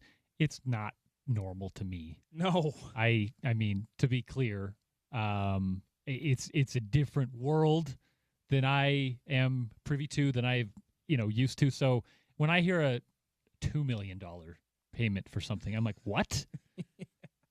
Million? You didn't say thousand. You say $1 million?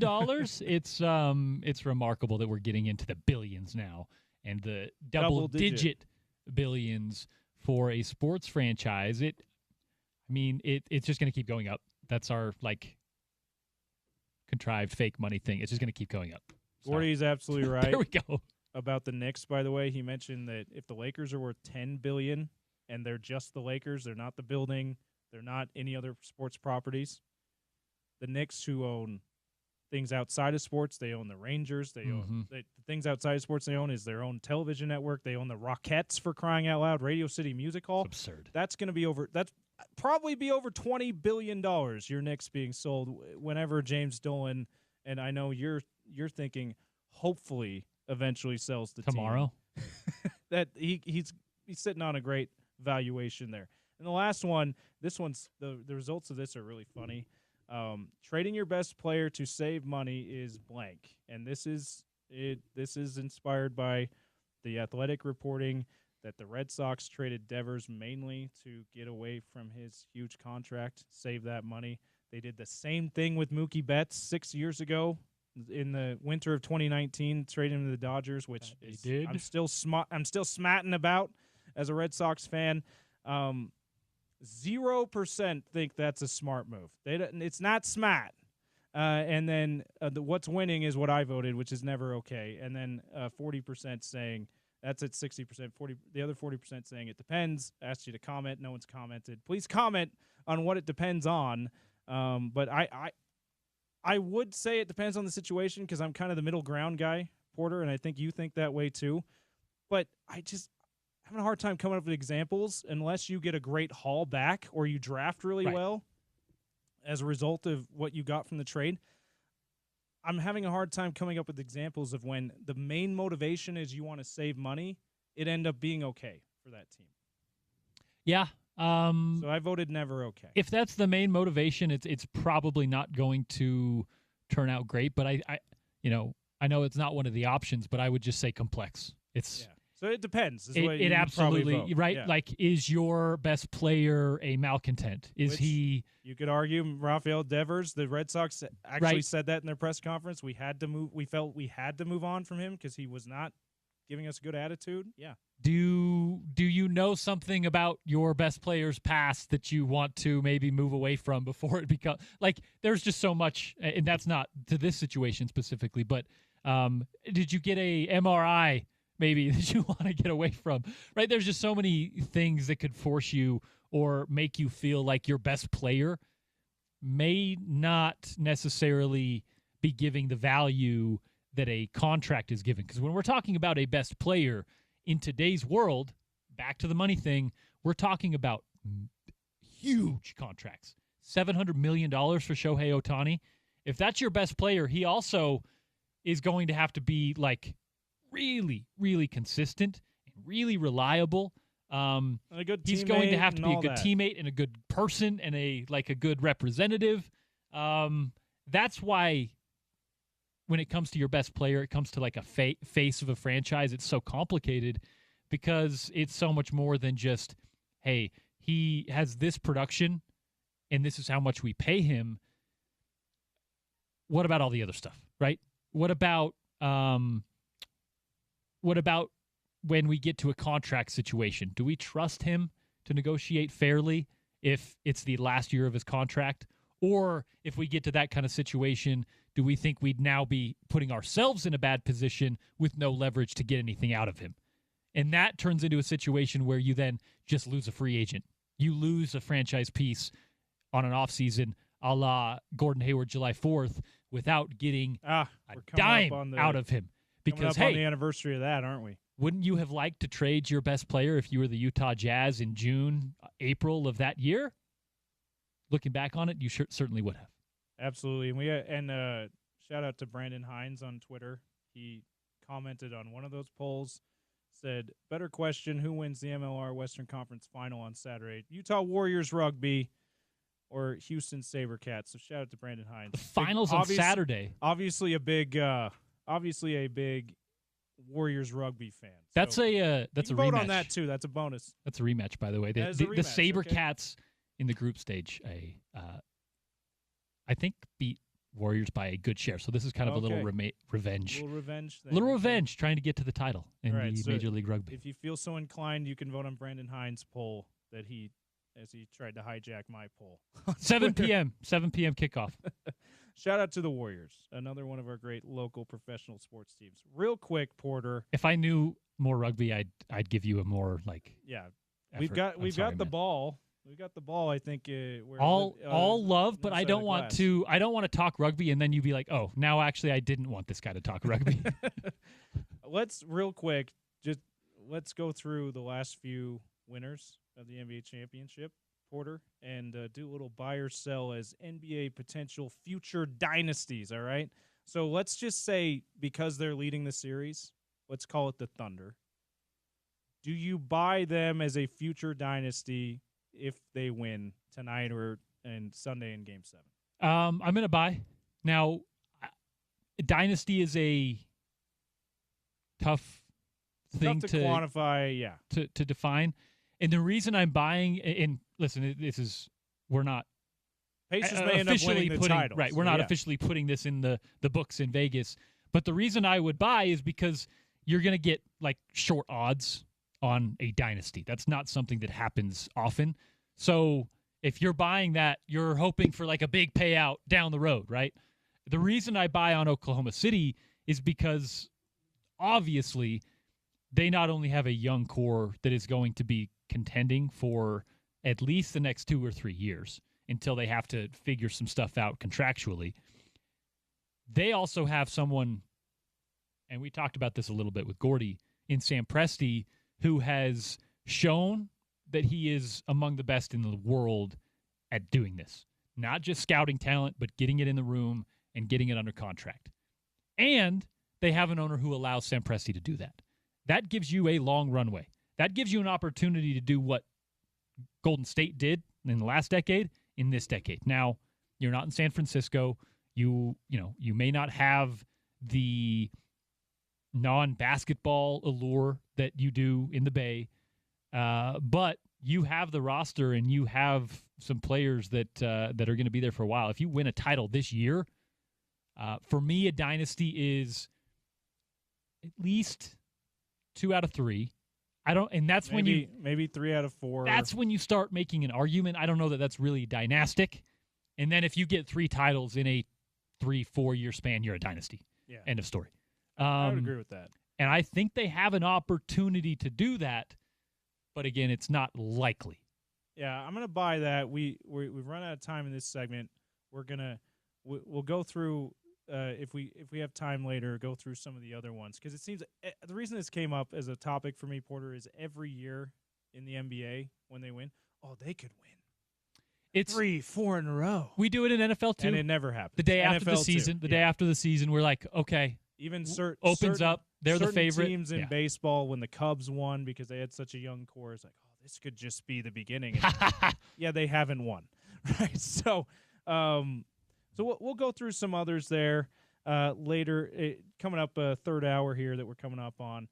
We've got a PGA Tour leaderboard update. We're going to throw it behind the glass to the original OB. That's Olivia Benyon. To give you that PGA Tour leaderboard update from the Travelers Championship. Then we have Belle Fraser from Salt Lake Tribune, Mammoth beat writer, coming up an hour or two. Real quick, got to let you know, Live Night Events presents the 2025 Granary Live Concert Series, powered by Nightingale College and Murdoch Hyundai, Utah's #1 Hyundai dealer. Also our studio sponsor. Shout out to Murdoch Hyundai. Experience outdoor concerts in the heart of downtown Salt Lake City's Granary District. Find more details on ESPN700sports.com. PGA Tour leaderboard update next here on the Sean O'Connell Show. I'm James Peterson. Porter Larsen sitting in for OC today on Utah's #1 sports talk, ESPN 700, 92.1 FM.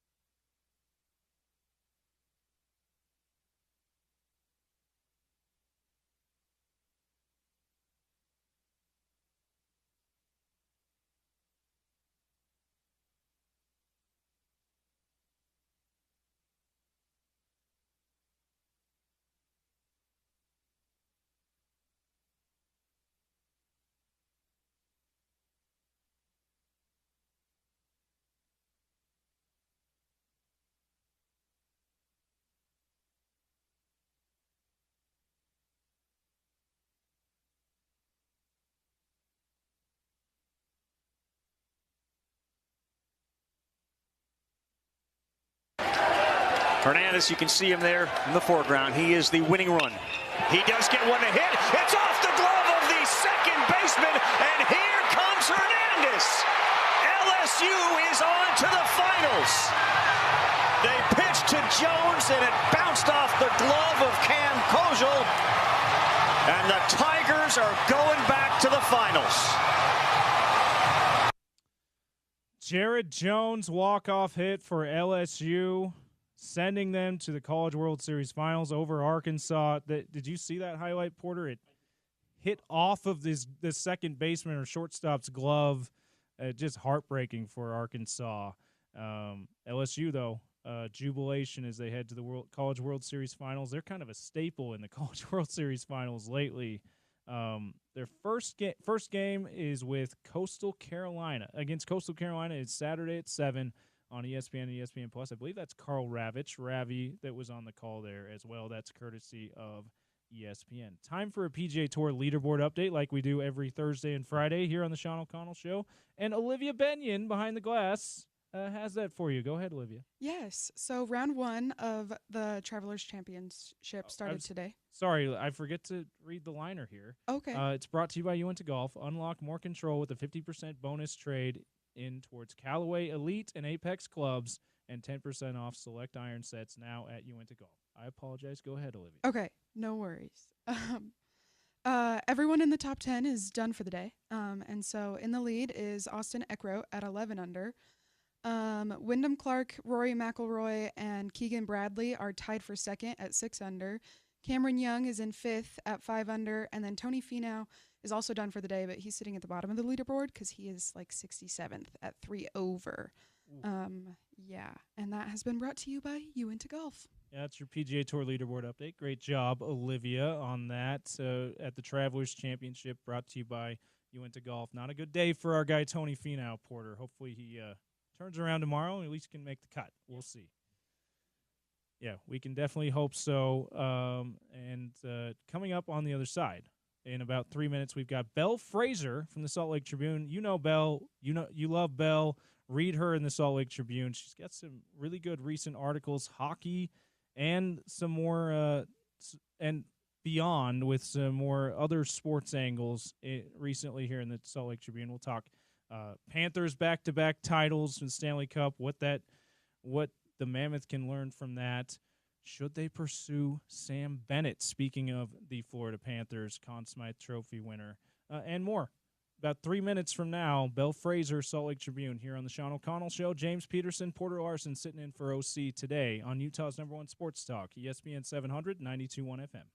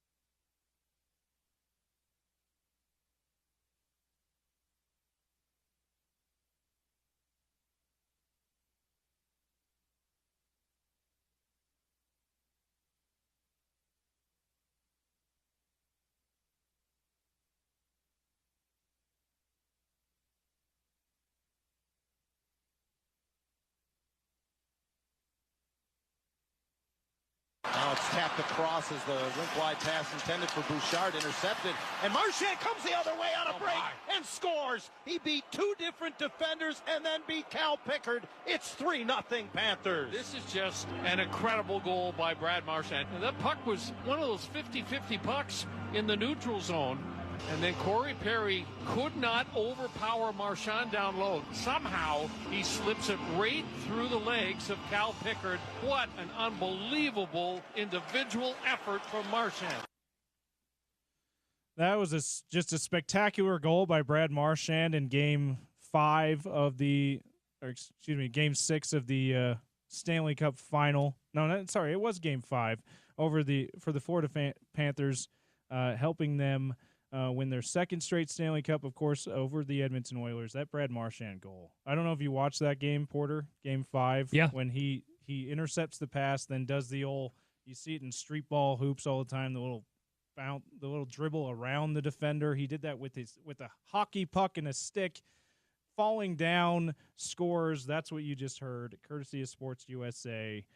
John Allers and Brian Hayward on the call. By the way, Brian Hayward, we had him on the show earlier this week. He was awesome with OC. Check out that interview if you missed that. Right after he made that, we saw that play by Brad Marchand. He talked about that and more. Check out the Sean O'Connell Show wherever you get your podcasts. Right now, though, we want to welcome in Belle Fraser. It was a masterclass. It was a masterclass for sure. I think you thought the Oilers were going to have some sort of pushback because they're on the verge of elimination. They were about to lose their second Stanley Cup in a row, and Florida just came out, and in the first period, they already were up 2-3-0 like they had been in basically every game this series. So you kind of felt the momentum turn, and there was no way Florida was going to give up that lead. And then you see the performances of their big guys, Alexander Barkov, and then Reinhart has 4 goals, which was a record that hadn't been done in tens of years. I think they showed why they are back-to-back Stanley Cup champions. Sam Bennett wins the Conn Smythe. I've come on here and talked about him a ton, but he was exactly what every NHL team is looking for right now.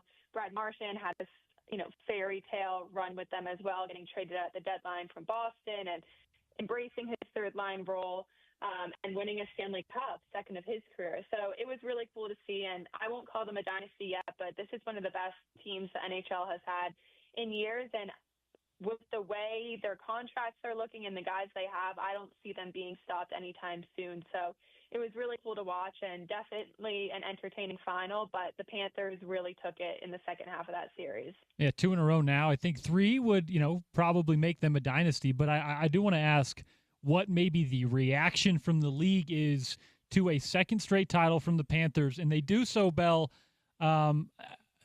It's hard to identify really because you obviously they have a talented team. They bring in Marchand and add to that mid-year, but they also have this element of like bully ball where they are just smacking the hell out of their opponent, and they do it at a level that, and listen, hockey's a violent sport. It's a contact sport. We all know this, but they seem to be doing it at a level that is a little more like calculated and strategic sometimes. I wonder what your what your thoughts are on that and how teams kind of respond to it as they try to build a contender for a team who's now won 2 straight. They have a swagger to them that I think comes from just sticking up from each other because the team is so close, because they've been through it. They made the finals the first year. They've been in the finals 3 years in a row. They lost it the first year and then won the last 2. But right. These guys have been through war together. So I think in that way that they're getting in anyone's face if you touch their teammate. And it's the way they've learned how to be disciplined with it, too. I think that was a big difference for them this playoffs, where the Panthers always played on an edge. Everyone knows how Matthew Tkachuk plays, and that trickles down through the lineup.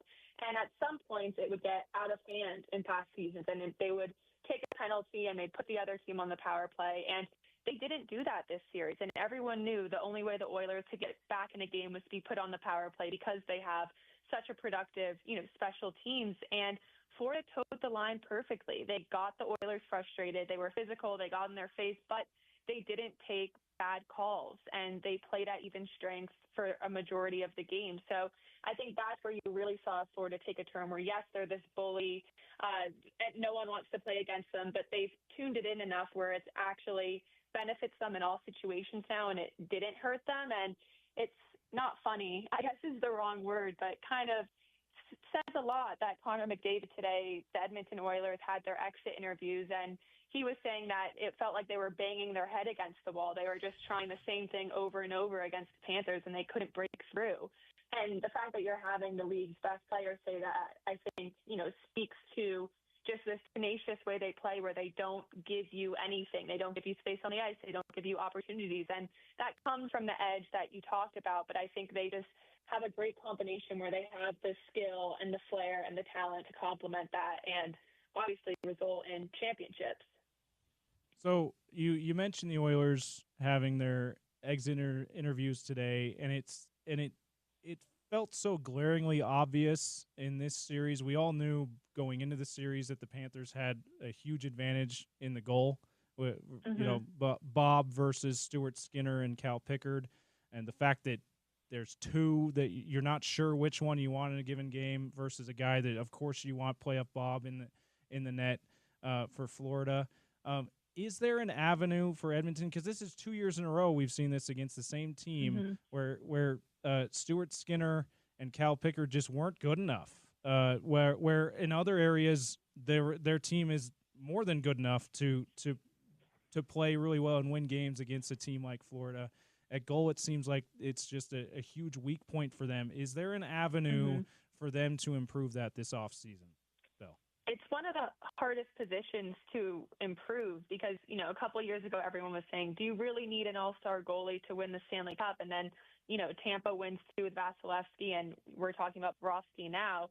And when you get in the final, you need your goaltender to make that save that an average goalie wouldn't. And like you said, they didn't have that with Skinner, especially in Game 6. But the league recognizes that, and that's part of the reason Bill Armstrong signed Karel Vejmelka to a 5-year extension this year, because when you have a good goalie, you lock them up, and you are not giving that goalie up if it's not coming with a huge haul the other way. So there's not a ton of goalies on the free agent market, and none that would probably be better than what they're getting out of Stewart and Pickard now. So that's an issue. And then the other thing is, once the team has a good goalie, it's really hard to pry them away from it. So I can't see any team really giving up who they have. I don't think Utah would take anyone for Karel Vejmelka right now. Not that, this is specific to him, but they barely have a backup goalie. And I think the NHL has shown that you need a 1A, 1B system. In the modern game, the starters usually playing 50 to 60 games in the regular season before playoffs instead of 70 or 80. So even if you have a starter, some teams aren't even willing to give up their backup. So I guess that's a long answer to just say no. It's not a clear-cut solution for the Oilers, and it should be something they're extremely stressed out about because a lot of people underperformed on the Oilers, and you can't just pin it back to Draisaitl and McDavid, but time and time again, it did come back to needing 1 or 2 more saves. Yeah, and obviously goalie is a huge spot in no matter how you chop it up in hockey. On the Utah side, we're moving to a very high draft pick. You are moving into an offseason where you nearly made the playoffs in the year previous. And from all reports out of Utah Mammoth camp, they want to strike while the iron's hot, and they want to be a contender. They want to be a playoff team as quickly as possible. What is the move with the 4th pick? What is the move maybe getting some more depth at goalkeeper? What does this offseason look like starting with the 4th pick for the Utah Mammoth, a pick that they, as of the moment, feel really lucky to have? I think for Utah specifically, there are 100 different ways this offseason could go because of the unique position they're in.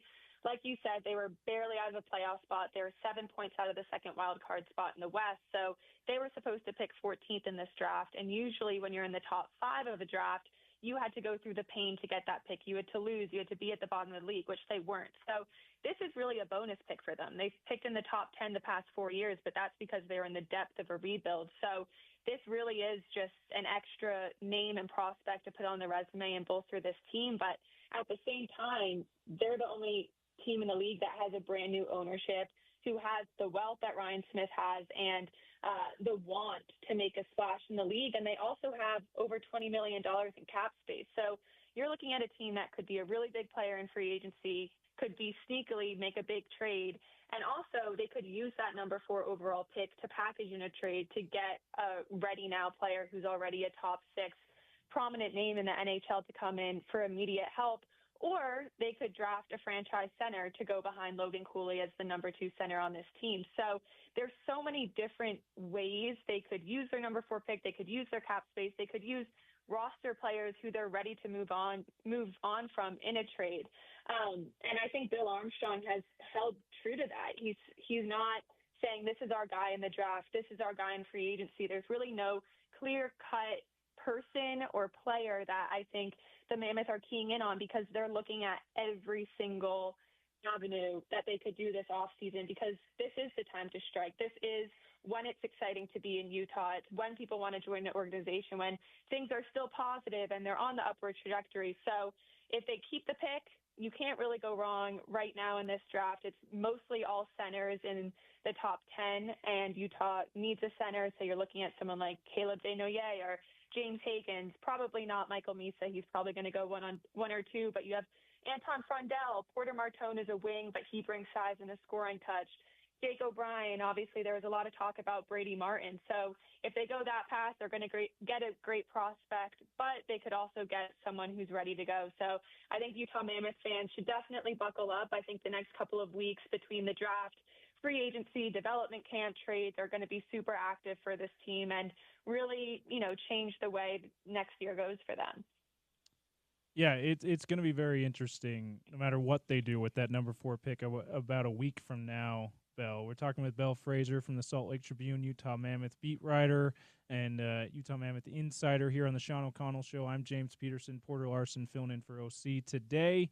Bell, your colleague, who is also a regular on the Sean O'Connell Show, Brogan Houston of the Deseret News, wrote an opinion piece, I'm sure you saw it, saying, I don't think the Mammoths should pursue Sam Bennett. Now, he's the Conn Smythe trophy winner. He was incredible throughout the playoffs. That's why he's the Conn Smythe trophy winner for the Panthers. He was incredible last year as well. What do you think about that? Mainly Brogan's point was not because he thinks he's not a good enough player, but that he thinks that it's going to be probably too expensive for a guy who's never really shown that he can be a frontline player. What do you think about one of the top free agents, Sam Bennett? We've heard from you and others that the Mammoth would be interested in pursuing him.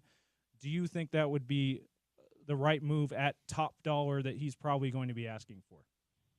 I think it will be too expensive, especially with the playoff run that he has had. And maybe that number goes down a bit because he's not the biggest regular season player like he was in the playoffs. This playoffs, he had 22 points, I think, 15 goals, 7 assists in 23 games, like you said, Conn Smythe winner. And that's when it really matters ultimately, and he was a huge reason of why they lifted the cup. But because of that performance, people are saying that he could get $10 million AAV, which I think would be an overpay for the Mammoth for sure, especially because he's 28 and you don't know the term that's going to come at. And I also just think the Panthers are going to re-sign him. I think he might lower the AAV, extend the term to be able to stay in Florida and keep that thing going over there. It seems like that's where he wants to be, and they want him there. So I find it hard to believe that they won't figure something out. But I do think the Mammoth will be in on it. Why wouldn't they? Sam Bennett is the exact type of player they need. He's consistent, he's producing, but he also has that edge and that sandpaper and everything we talked about with the Florida Panthers that Utah doesn't have. And that if Utah ever wants to make a real push, that's the type of mentality and personality they're going to need in the lineup. And no one's replacing Logan Cooley as first-line center. That's who they're developing Logan Cooley to be. He would be probably second-line center, middle six player, and then that comes in the money. You probably don't want to give $10 million to someone who's going to be middle six, who's not going to drive your first line. But if you're looking at Sam Bennett as a concept, I think that is to pinpoint the exact type of player that Utah could use next year. Totally. Do I think Sam Bennett contractually works for the team? Probably not. That's That's one where obviously you'd love to have a player like that on your roster, a young piece like that. Look around the league, maybe at some other more likely maybe situations where the Utah Mammoth could strike. It doesn't have to be maybe a trade to strike a young piece, but maybe to continue to gather assets in the draft or move off of a piece that they have currently that you think maybe doesn't fit their timeline. Maybe give us an idea of what types of moves there might be for the Utah Mammoth, considering the players that may be available and maybe a little bit more realistic. Yeah, I mean, the thing about this summer, the free agency market is there's a lot of big names, but there's not a lot of chatter around the trade market. So it's not very clear cut who might be made available by teams, who you're allowed to talk to. And that will become more clear once the draft is going and teams are getting more active.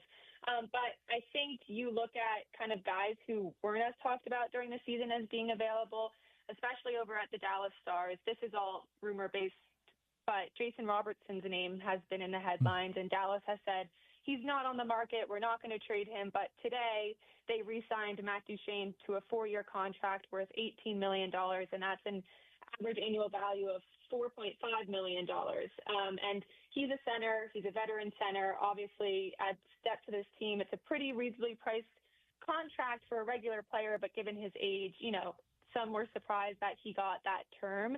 But the Stars now have under $500,000 remaining this summer to sign 5 players. So they're going to have to trade or buy out some players this summer. And then that brings into the picture the Jason Robertson rumors. 25-year-old winger, 80 points this season, 35 goals. He's on the last year of his contract next year. I believe it's $7.75 million average annual value. So I think that's someone that if Utah hears could possibly be available, that's a trade they can do knowing that he has 1 year left on the contract. They know what the cap hit is going to be for them. They know the type of player he is. And then seeing how he meshes with the team, could either re-sign, could not re-sign. And they have assets. You look at someone like Matias Michelli, who's been rumored to be on the trade block for Utah, who didn't have the performance that he really wanted to this season, but his potential and his ceiling is super high. So I think that's someone that they could probably package. And then since Utah's been and the Arizona Coyotes previously have been picking so high in the draft for so long through the rebuild, they have a lot of prospects and picks that they can add as well. So they're kind of in a good position with assets they can trade away.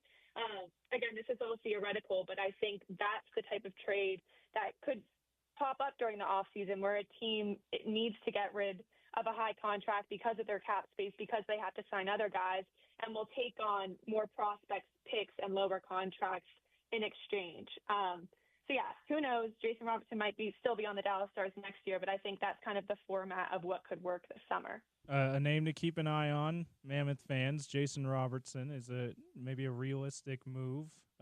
Hypothetical, of course. No, not reporting anything. As we talk about some hypothetical options for the Utah Mammoth with Belle Fraser from the Salt Lake Tribune here on the Sean O'Connell Show on ESPN 792.1 FM. You wrote recently about the development camp, Belle, in the recently in the Salt Lake Tribune. Basically all of the biggest prospects, all the biggest draft picks that Utah and previously in Arizona that Bill Armstrong has picked, guys like T.J. Ginla, Dmitry Simashev, Daniil Boot, who they just recently signed to NHL entry-level contracts, Cole Bedoin, and others. Tell us a little about what you wrote about with this and what this is, because I believe you wrote that the fans can be in attendance for this camp. Yeah, development camp is a really fun week of the summer. It's basically where Utah Mammoth prospects, players who have been drafted by the team or in the system but not on the current NHL roster, and then possibly invited undrafted free agents, which is exactly what it sounds like. It's a lot of guys who are playing college hockey or in major juniors and weren't drafted. They can be invited to camps and kind of try to show that they could earn a contract eventually. There's usually only a few of those guys there or none. So it's mostly draft prospects of the Utah Mammoth, and they get NHL coaching instruction. They do on-ice work. They do off-ice work. They'll do scrimmages. And it's kind of a time for them to get a taste of the pace of an NHL practice and what the coaching style is like, what the expectations are, but also for the organization itself to get an up-close look at all of these prospects in one place, because all of their scouts and front office are all over the place all season long watching these guys on their respective teams, and that's 10 to 20 teams to watch. But it's nice having everyone here for 1 week to get to talk to everyone, get to see everyone play against each other. And the on-ice sessions for the public will start June 30th and July 1st at Park City Ice Arena in Park City, obviously. They happen in two groups. It's one morning group and one afternoon group, and those practices will be open to the public. And then development camp ends on July 3rd with a scrimmage at Utah's Olympic Oval. That's not open to the public, but they're going to have like youth hockey organizations there to watch. So if people want to go see the practices, it'll be June 30th and July 1st at Park City Ice Arena, which is great because practices weren't open to the public this year. So I recommend any fan, if you can get up there, it'll probably be a cool experience to see. And whoever they draft in this year's draft will likely be at development camp as well. You look at the, I guess, roster they have for development camp. Some of the players they want to get some extra work in the offseason. TJ Aginla, Dmitry Simashev, Daniil Boot. Which of those players do you think is maybe further along, closer to being a real key piece for the Mammoth as of this offseason, as of today? I can't have a definitive answer yet because I think that'll become more clear after development camp. But I think Fair. the most highly anticipated players for camp are definitely the three that you said, especially TJ Aginla, because for the majority of the Mammoths rookie and training camp last season, he had a lower body injury, so he sat out for a lot of it. And then this December, he underwent successful hip surgery, so he only got to play 21 games in the Western Hockey League for his team, the Kelowna Rockets. He played great for those 21 games, but he was still really injured. So he's been rehabbing for the past couple months, and it seems like he'll be fully healthy for development camp and rookie camp and training camp. So I think that's someone who expectations are super high for. Bill Armstrong joked about meeting Tej for the first time at the Combine and saying that they want him to score 50 goals in the NHL, which is a lot. And I think coaches and everyone in the organization is excited to see what a fully healthy TJ Aginla looks like. If he was able to produce at that clip when not at 100%, imagine what he can do at 100%. So all eyes will be on him to see how he's recovering. And then with Simashev and Boot, they're coming over from the KHL, which is obviously kind of a different style of play. They were first-round picks in 2023, so they're the next wave of Bill Armstrong draft picks who hopefully make their NHL debut this year. And you're kind of just seeing the rewards of the rebuild now, where these guys who were once just names in a draft are actually coming into the system and hopefully making a difference. So those are three big names. And then also Michael Hrabal, he's their top goaltending prospect. It was reported he's going back to UMass for his junior year, so he'll have one more year of development in the NCAA, but he should be at Dev Camp. Cole Baudouin, like you said, he was a first-round pick last year, so all of those guys are expected to be in Utah next week, and it'll just be good to catch up with all of them and kind of see where they are in their development process. Remember, fans, June 30th and July 1st at Park City. What's the ice sheet called again? Park City Ice Arena. Park City Ice Arena. Porter, I'm sure, knows too. He's up from that area, so I'm sure you've been there a few times. But yeah, fans, go ahead and check that out. June 30th, July 1st. I might even go check that out. We haven't seen a NHL hockey practice before. I haven't had the chance to, so that should be a lot of fun there. Belle, before we let you go here, tell us what you're working on. I'm sure you got some draft stories that you're thinking up here now. About a week away from day one of the draft, and where people can find you. Yeah, we'll have full coverage of the draft, trades, free agency, everything in the next few weeks for the Salt Lake Tribune. I'll have a draft guide going up. I also have a story with Utah's draft scouts going up, and then obviously whoever they pick, we'll talk to them. We'll talk to Bill Armstrong. So a bunch of coverage coming up on the Salt Lake Tribune, and then on X, I'm Belle Fraser1. I post all sorts of updates there as well. and our Inside the Club podcast too. If you want to listen to Utah Mammoth news, you can do that as well. But there will be a lot of content in the next coming weeks, so I'm excited. Awesome. Thank you so much, Belle. We'll talk to you again soon. Awesome. Thanks for having me. It's Belle Fraser. Love talking to Belle Porter. I know Spence has a great time on it on the drive as well. So OC, always good conversations when he and Belle hook up here on the show as well. For the Tribune to go out and hire someone just fresh out of school, brand new, covering. Obviously, she did it at college and did a good job of it, but brand new, lifelong hockey fan. You can tell by the way she talks about it. I mean, she's super knowledgeable. But for the Tribune to find someone like that across the country and bring them out here and obviously show how good she is at just being a beat writer, right? Being a beat writer is so much different than just being like a regular media member, because it's finding a story, it's finding on something a daily basis every basically. day about a team, not a market, a team that might not have anything going on, or if they do have stuff going on, there are weeks at a time where you're locked out of the door. There's nothing available for you.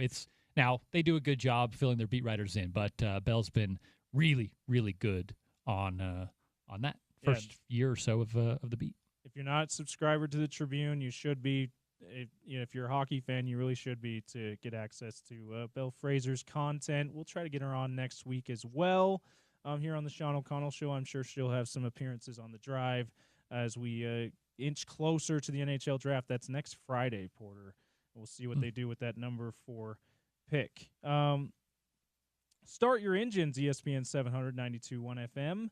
Listeners, we're excited to announce the first ever Monster Jam World Finals coming to Utah July 4th and 5th. Whoa! We'll be giving away tickets next week here on the Sean O'Connell Show. Tickets are also available until then at Ticketmaster. Check that out. Rice Eccles Stadium, some monster trucks. Monster Jam World Finals. What's your favorite Monster Jam truck, James? You can't put me on the spot like Gravedigger? Yeah, Gravedigger. Zombie? Absolutely. Yeah, Zombie too. We Jurassic Attack? You're a lot more into this than I. El Toro Loco? What's your favorite? I'm a Gravedigger guy. Are you? Okay. It's a great name. There used to be one that looked like a dog. It literally looked like a big brown dog, and it would just do flips and stuff. That was my favorite one. I forget what it's called. Like Harry Dunn's Mutt Cuts mobile, but not a van. It was a little Dumb and Dumberish, a little bit. I love that. But more flips sad I missed and that jumps. Era. Yeah.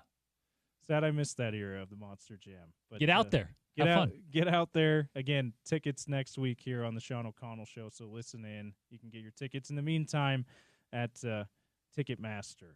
Where we set the polls, look at some of the poll results. The 3 polls I put out there. Go to text us your thoughts on those. 877-353-0700 at ESPN 700 on Twitter to vote on those. NBA Finals one, Lakers sale one, a trade related one as well. I think OC's been doing start bench cut, Porter. I don't know if you've been able to. I know you were able to give your thoughts on one of the days when you filled in for Spence during crosstalk, but I want to go through the ones we've already done and get your takes on them, and then if we've got time, we can go through our would-be buyer selling potential NBA future dynasties. We can finish that up if there's time for it. Also, crosstalk with Spence Checketts coming up about 20 minutes or so here on the show. James Peterson, Porter Larsen filling in for Sean O'Connell, who's out calling fights for PFL here on Utah's #1 sports talk, ESPN 700, 92.1 FM.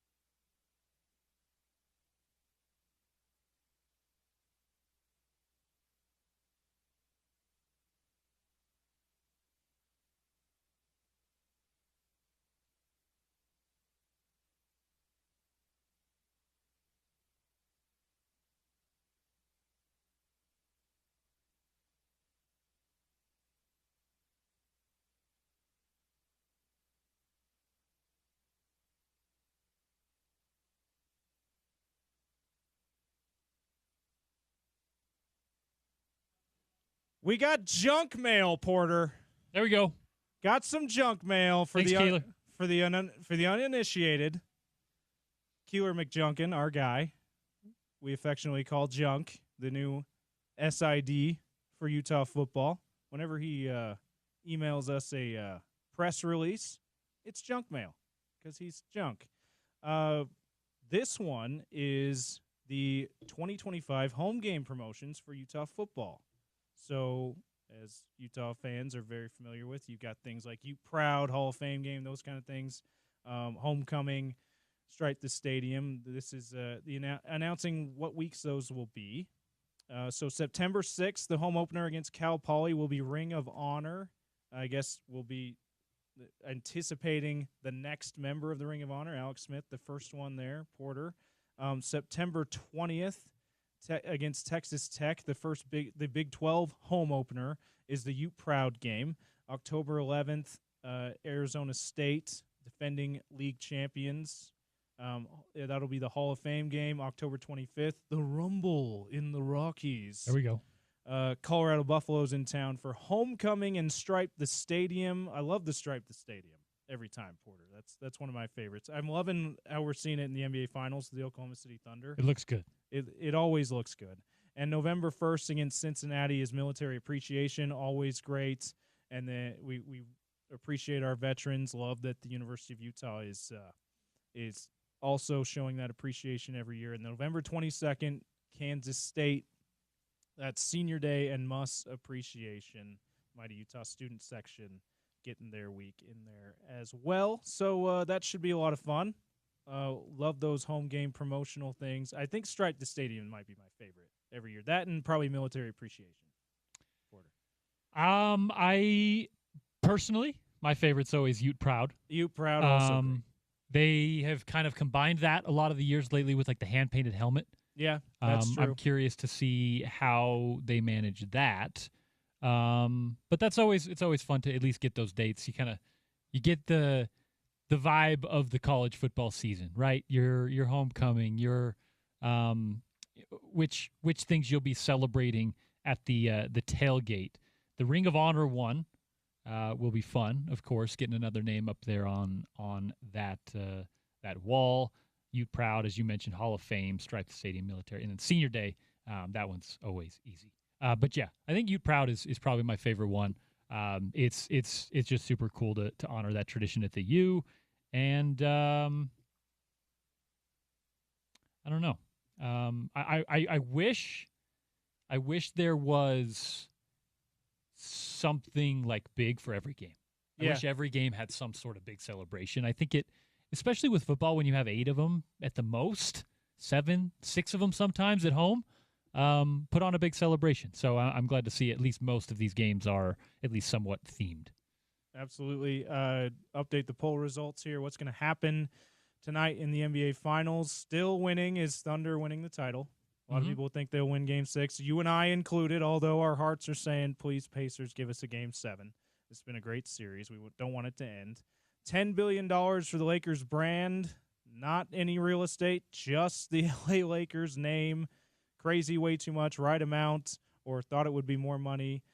Crazy, way too much, winning that one with the right amount, getting a good amount of votes as well. Trading your best player to save money is blank. Smart, never okay, depends on the situation.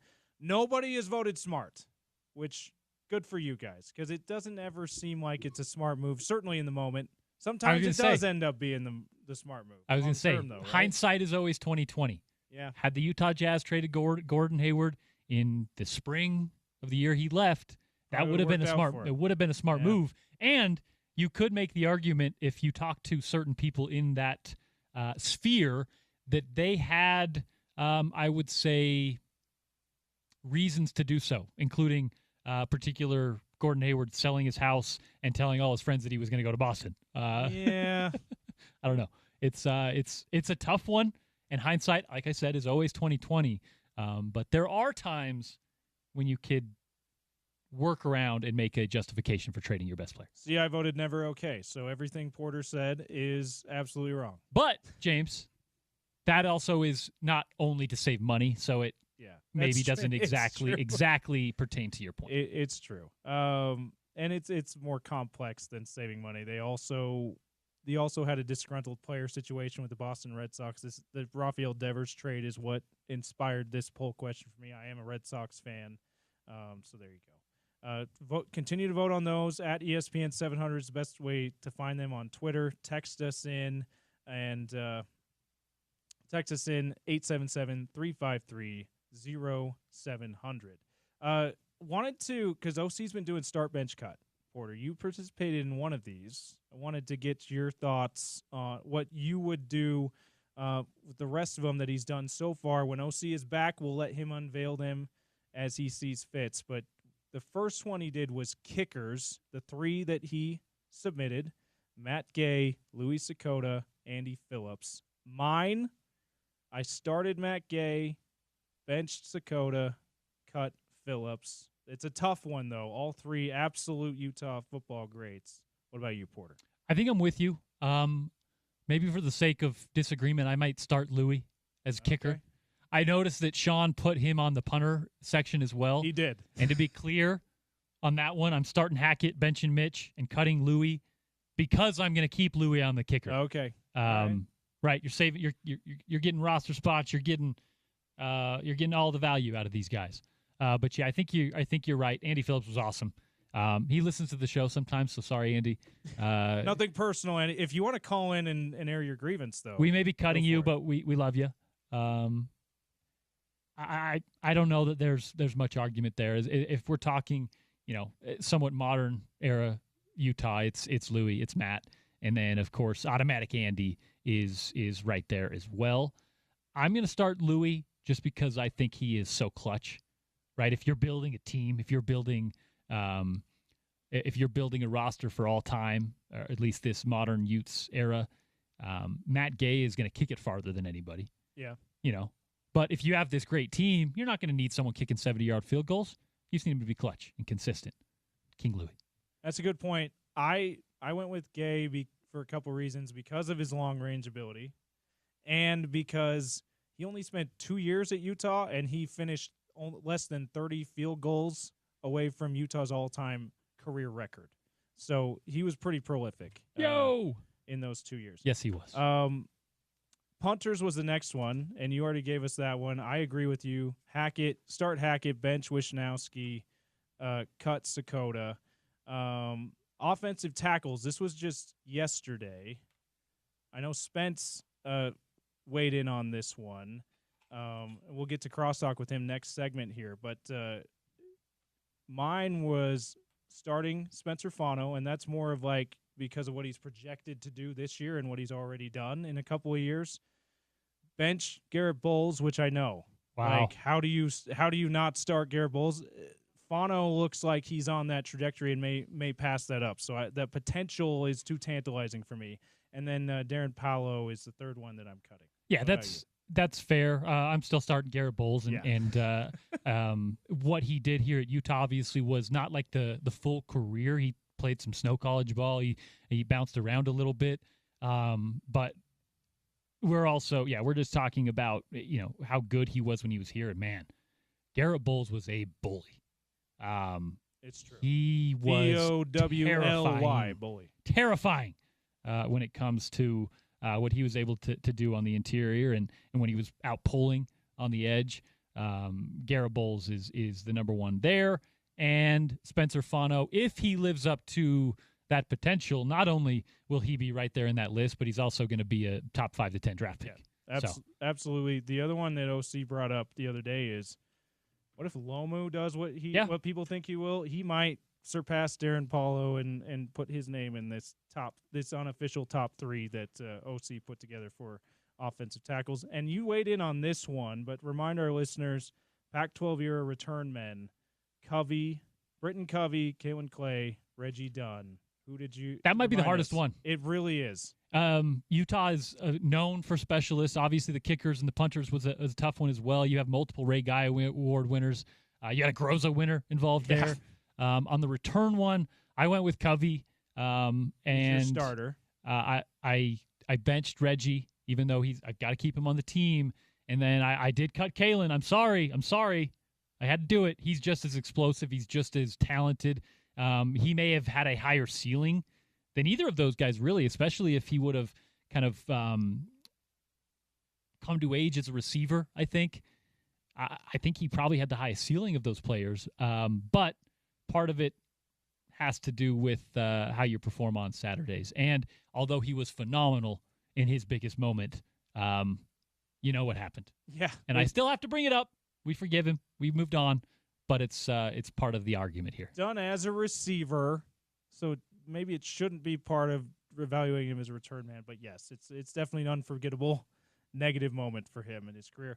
I initially had started Covey, benched Reggie Dunn, cut Kalen Clay, but then OC gave us the stats and how Kalen Clay in 1 year basically had the same amount of touchdown production as Britton Covey and Reggie Dunn, total touchdowns in their 4-year plus careers at Utah, plus in the case of Britton Covey. I'm still going to start Covey.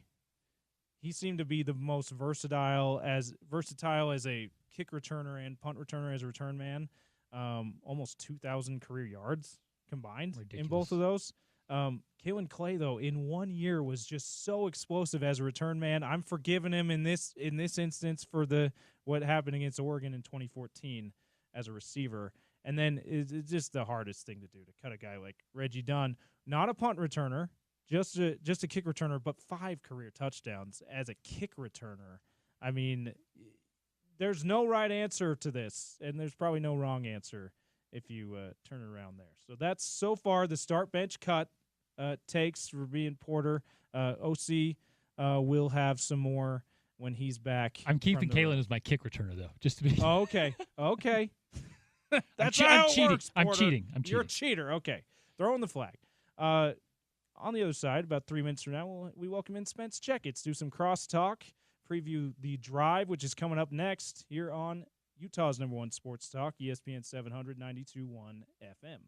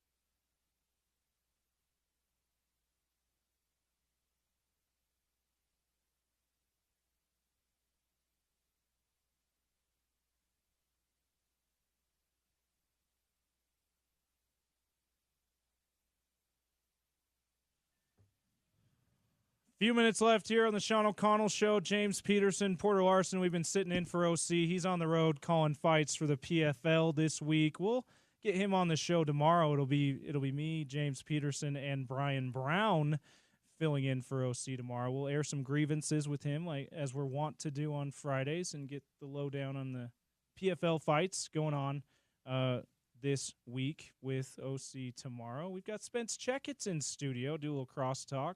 3-man crosstalk.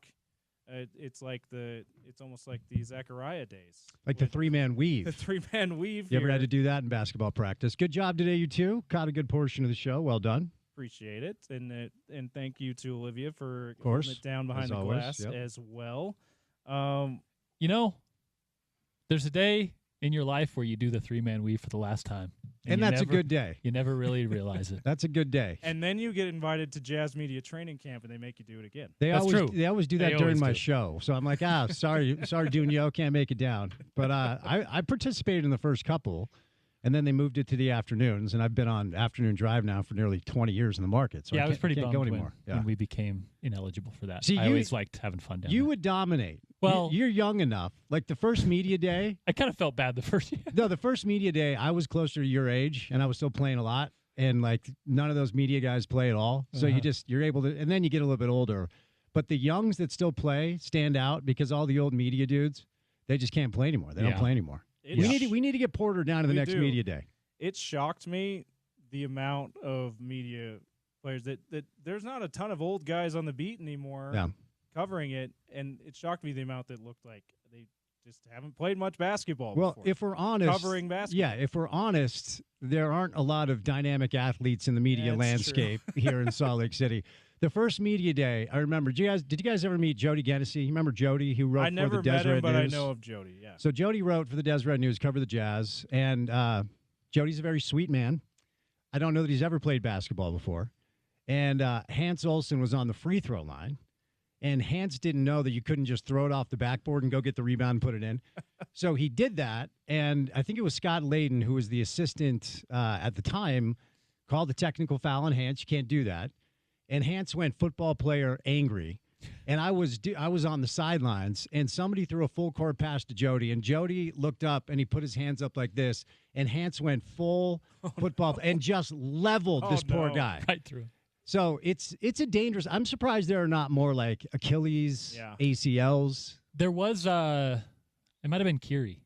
Someone went down at our. It was a camera guy. I don't know the name. Someone went down at our media thing with a little knee injury. Do they still make you sign waivers before you participate? I think so. I think you're going to have to. I think probably. Yeah. I had a game tying and one like half court shot Not a guy. couple years ago. Not a guy. Which was sweet. Did not expect it to go in, but got fouled, threw it up, and held the follow through. That a boy. Let's go. My highlight was, we were one free throw away from not having to run anymore. Yeah. And Kinahan steps up and, of course, bricks his free throw, obviously. And then I think it was Tom Kirkland steps up, misses his free throw. And Jeff Hornacek was an assistant coach, and he had watched me shoot a little bit earlier because we won the shooting competition. He grabs the ball, looks at me, and just throws it to me. Nailed the free throw, no big deal. There you go. If Jeff Hornacek picks you to be the guy that makes the free throw, and, by the way, did the brush the forehead. Okay. I guess it was the cheek. You're right. Yeah. Brush the cheek, the old Hornacek. Kids, right? When's the last time you played 5-on-5 full court basketball? For me, it's probably been a year.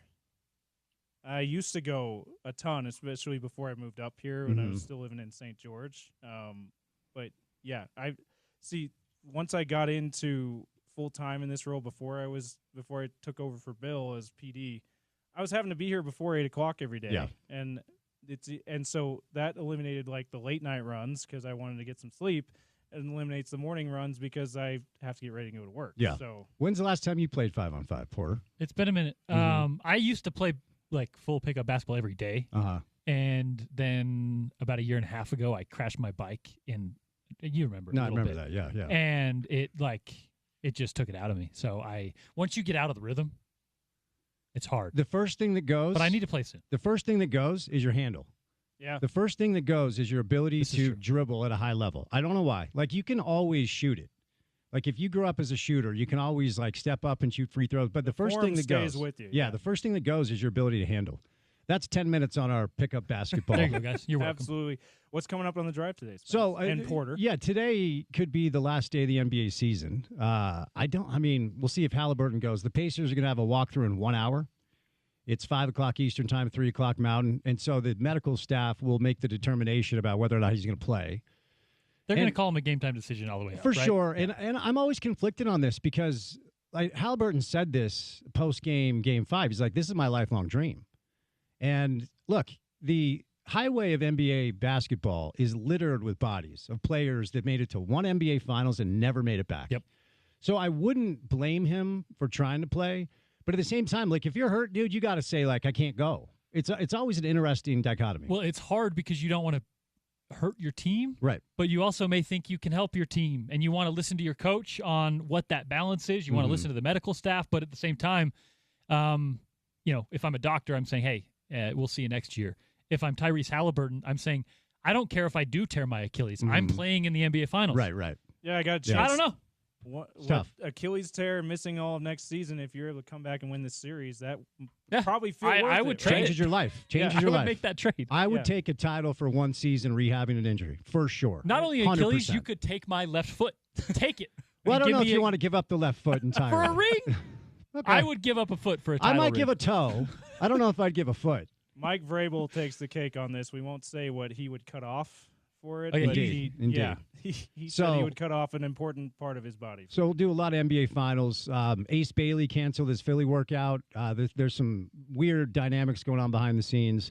We have the exact numbers of the Lakers sale. McMiniman's going to join us. We'll have Camerani in studio for college football. Gold Cup action tonight. Diego Luna on the pitch for the U.S. men's national team. I think it's Saudi Arabia. So Correct. a little bit of everything today on the program. Absolutely. Stay tuned for that on the drive. Thank you so much for tuning in here. James Peterson, Porter Larsen, filling in for OC. I'll be back tomorrow with Brian Brown filling in for OC yet again here on Utah's #1 sports talk, ESPN 700, 92.1 FM. We are a proud part of Utah's ESPN radio network.